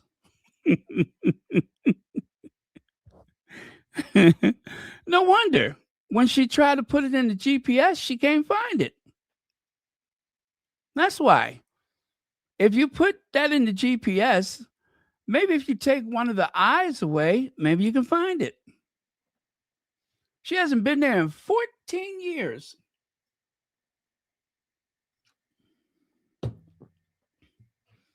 After their performance in the Caribbean, I really do believe nobody wants them. Nobody wants them. Don't the government have to request, right? Isn't that a government request that they take these tours? And I would imagine that nobody wants them. They're a liability. Instead of helping the local politicians, they would be the ruin of the local politician if you got too close to them.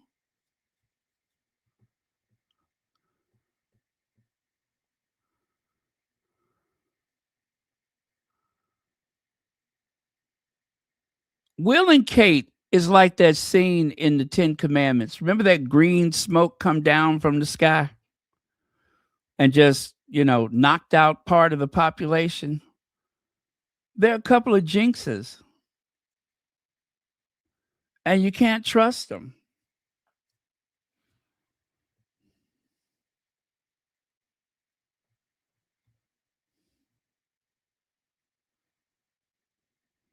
Well, 2 eyes in Australia. St. Andrews should have their accreditation revoked.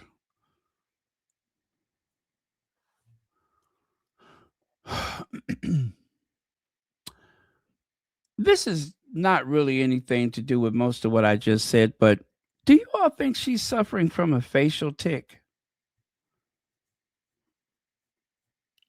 You know where I'm going with this. I think that those facial tics, those spasms and involuntary movements have been caused by years of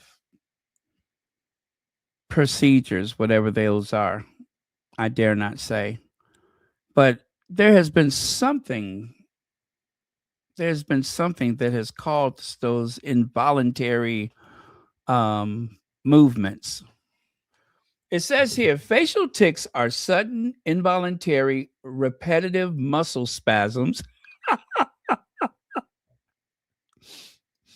in the face, eyes, or mouth, frequently appearing in children ages 5 to 10. Common causes include stress, anxiety, genetics, and underlying neurological conditions like Tourette syndrome or ADHD. While often temporary, persistent cases may be treated with behavioral therapy, medications, or Botox. Botox. That's one of the treatments is Botox. But that's a double-edged sword. Facial tics or muscle spasms after Botox are uncommon side effects, often occurring as nearby muscles adjacent to treatment. These twitches typically last for 1 to 2 weeks and resolve on their own. Rare cases of new tics or spasms can occur if Botox migrates or causes an imbalance requiring consultation with a specialist for adjustment.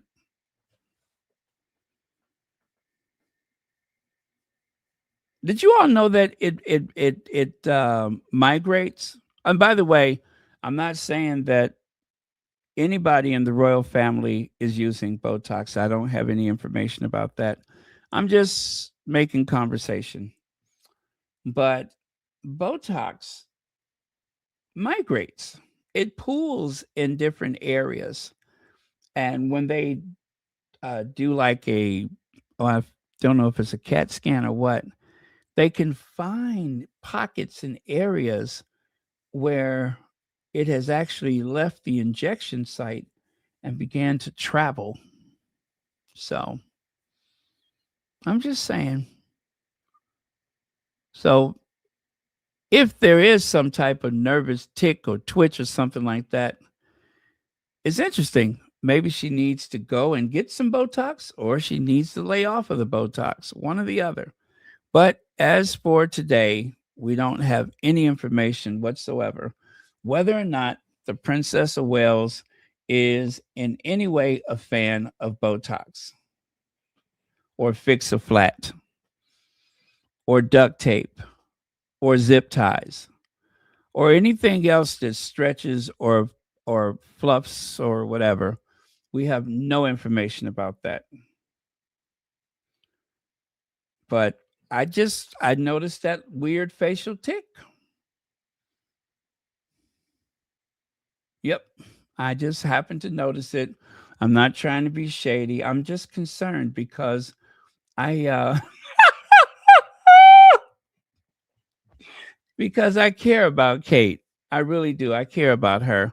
And I just don't want her to you know, I don't want her to have any problems because I I'm having trouble forming the words because be, anyway. Well, like I say, she's a human being.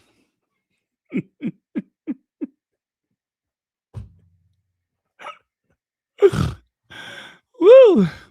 I couldn't get the word out. I'm sorry. I tried. I tried.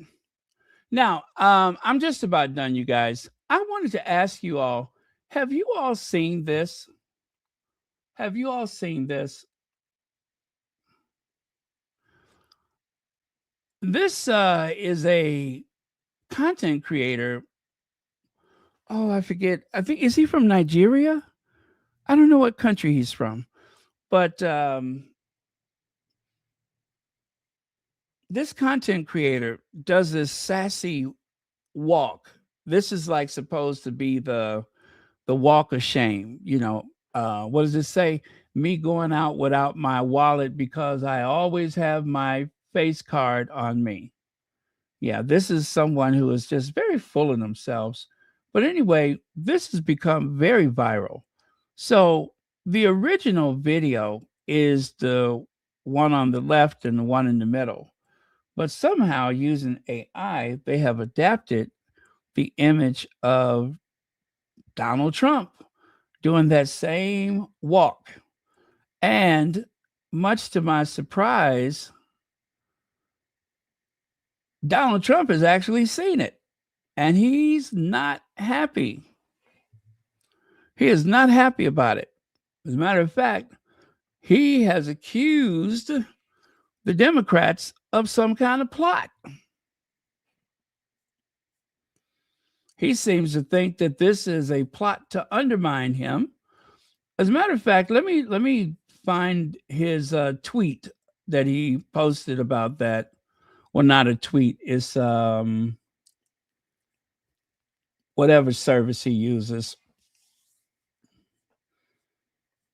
But like I said, I'm done, you guys. So if you need to bounce out of here, go ahead. I'm just going to talk about this for a few minutes and then I'm going to go. And don't forget to hit the like button on the way out.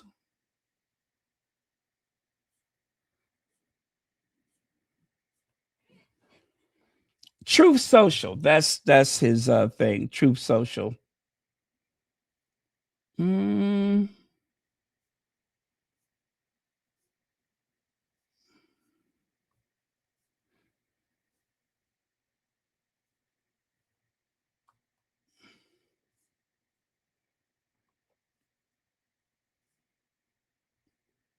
I want to play the sound for you, but I don't want to get in trouble because I don't know if it's copyright, but I believe it is.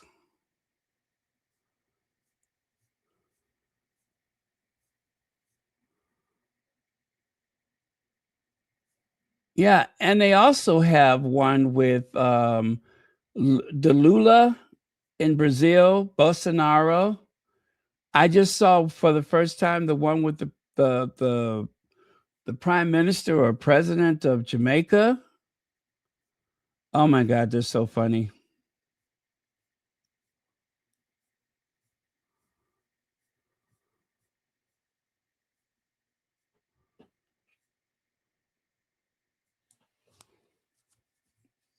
Mm.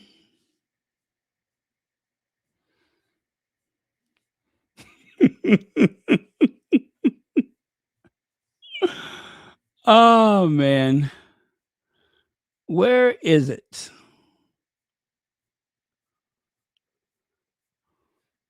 It was Donald Trump's response to those videos. That's what I'm looking for. I promise you I have it. Give me just a second. I want you to hear what his words were about it. But he was not amused.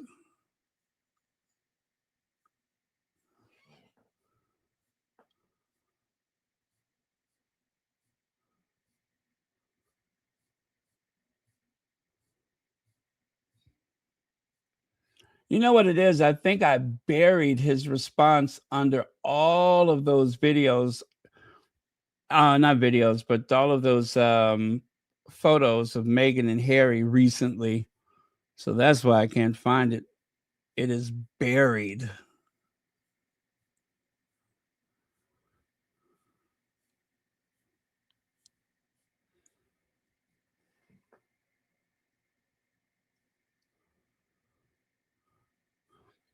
Again, folks, I am done for tonight. So feel free to say goodnight if you need to get out of here because I am done. I'm just kind of just goofing around now.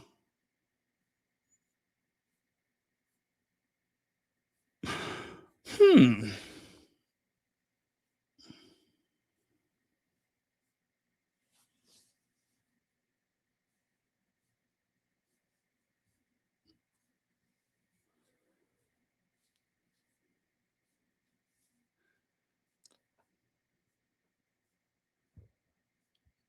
Well, that's pretty bad. I cannot find it at all.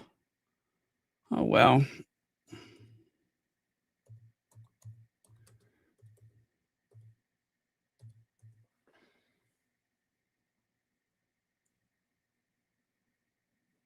Oh, here it is right here. You know what? I forgot I cropped it. The fake news media has begun sharing sassy images of me walking in high heels.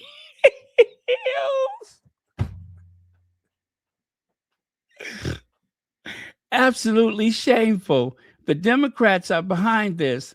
They have nothing better to do but to be obsessed with me.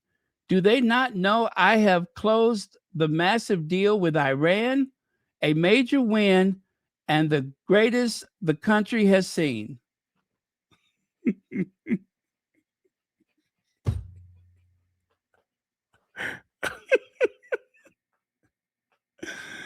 Oh my God. You guys, the first time I saw that, I just about fell out the chair. The fake news media has begun sharing sassy images of me walking in high heels.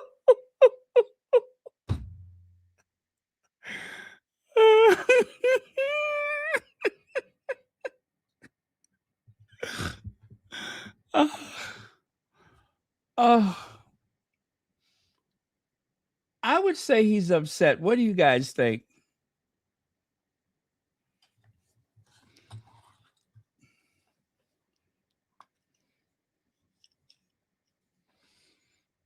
And also, shouldn't it be the rest of the world to decide whether or not you're sassy? You don't get to call yourself sassy, sir.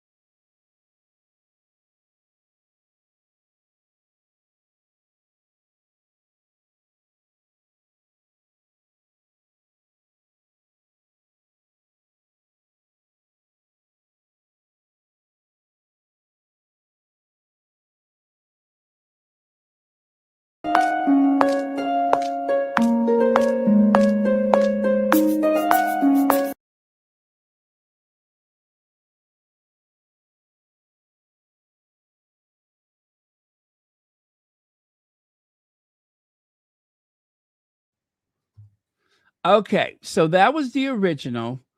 That was about all the sound that I dare to play. But it's kind of like I had to explain this to someone. It's kind of like a very proud, sassy walk when you are full of yourself. And then the head pat, that means that you've just got your hair done, or you got some fresh braids, or you have some extensions. But either way, your scalp is sensitive and you don't want to scratch your scalp. So when you feel that little subtle itch, then all of a sudden you reach up and you just give it a couple of pats to stop the itching. Anyway, this is a comedian from, I forgot where this person is from. Now, Donald Trump. Donald Trump.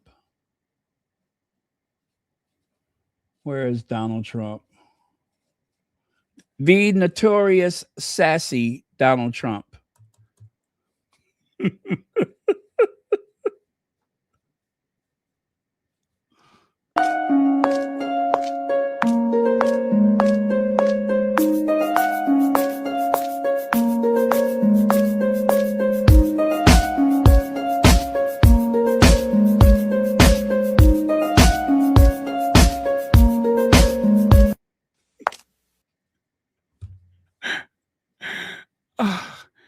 Don't ask me how many times I have watched that.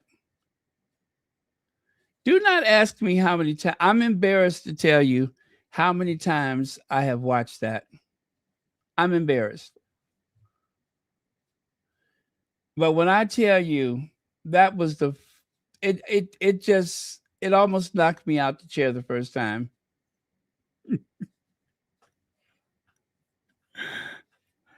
Now, after you see it, let's look at that again, right? Let's look at this. You just watched that. Now, all of a sudden, this makes sense. The fake news media has begun sharing sassy images of me walking in high heels. Absolutely shameful. The Democrats are behind this. They have nothing better to do but be obsessed with me.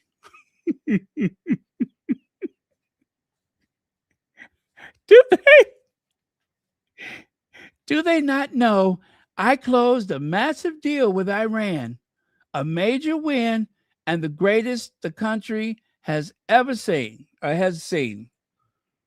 Oh my God. I don't ask for much. You know that. I don't ask for much, but thank you, whoever put this together, because I might have been having a bad day. And I'm pretty sure for the rest of the day, I didn't feel nothing but my sides hurting. You better walk, Donald. You better walk, girl. That's right. Walk, girl.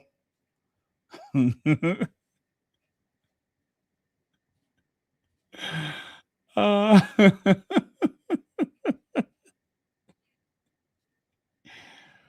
well, just so you know, they keep changing them. I have seen one of the videos where Donald Trump is wearing what is that? Boo Boo Kitty shorts. Is that the name of it? Boo Boo Kitty? And that's just another one. But there's a bunch of them out there. And they keep changing the outfits. Donald Trump's weight goes up and down depending on who made it. Mary H says, "Oh, I did see that. I had no idea what was going on like that. No Merc dance challenge. Yeah. Well, it's obviously AI generated, and it is just a very sassy walk. And if you haven't figured out by now, this person is, I don't know if he's transgender, but I know he dresses up. So I think this is part of his comedy. And But yeah, that is the coming home from the club. Proud. Um, I'm so cute. Can't nobody else uh, look as good as me. That's what that strut says. I'm the shit. That's what that strut is about. It's a proud um I am number one strut.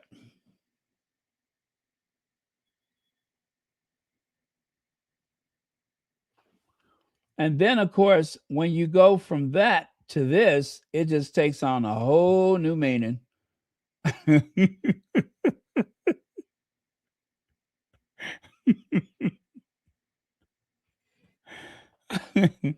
Anyway, I thought I would take time to explain it to the best of my knowledge. Is there anyone who disagrees with what I just said?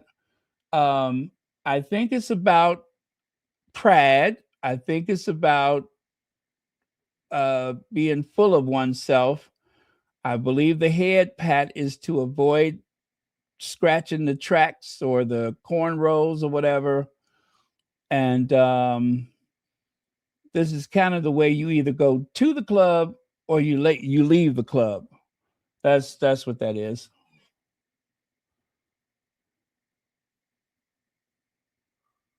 No, I have not seen it. I have not seen it. You know, I have not gone to the movies in a few years because my favorite theater closed. And I don't know if I'm just being resentful or ornery or what, but it's like I keep holding out, hoping that that theater will open. It was just so convenient for me. And now it's closed. And I'm just like, I want my theater back.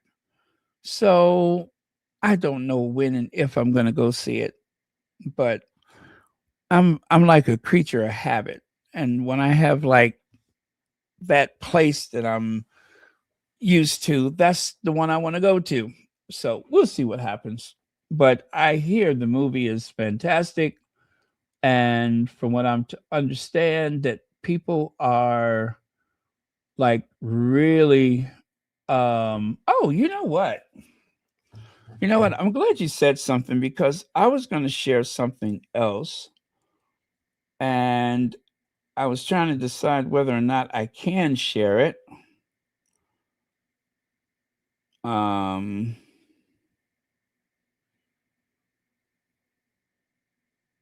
But I think you'll get a kick out of it. Give me a second here.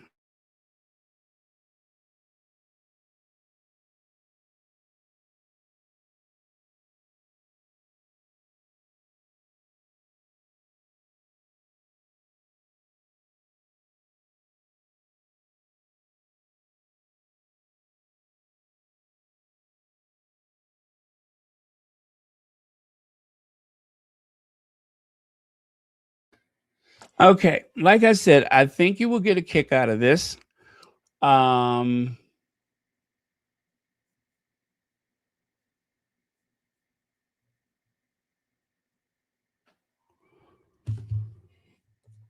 It is definitely making the rounds. And it is like one of the cutest things you're going to see forever. So let me cue this up for you. And I think after this, I will say good night because I did not mean to stay on for 2 hours.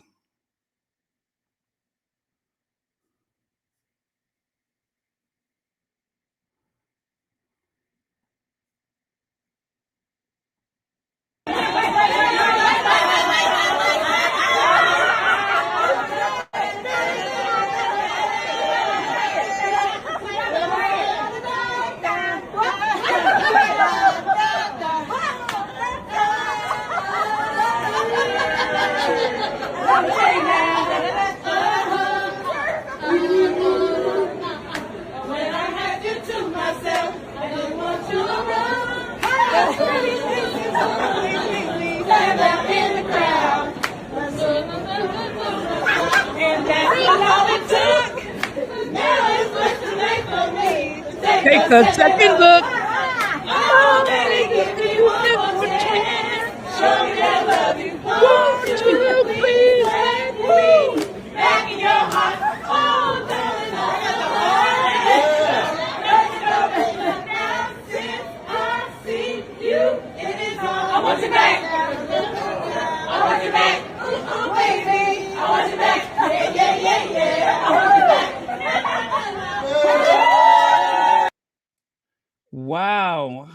cool was that? That is the reaction that people are having to this movie.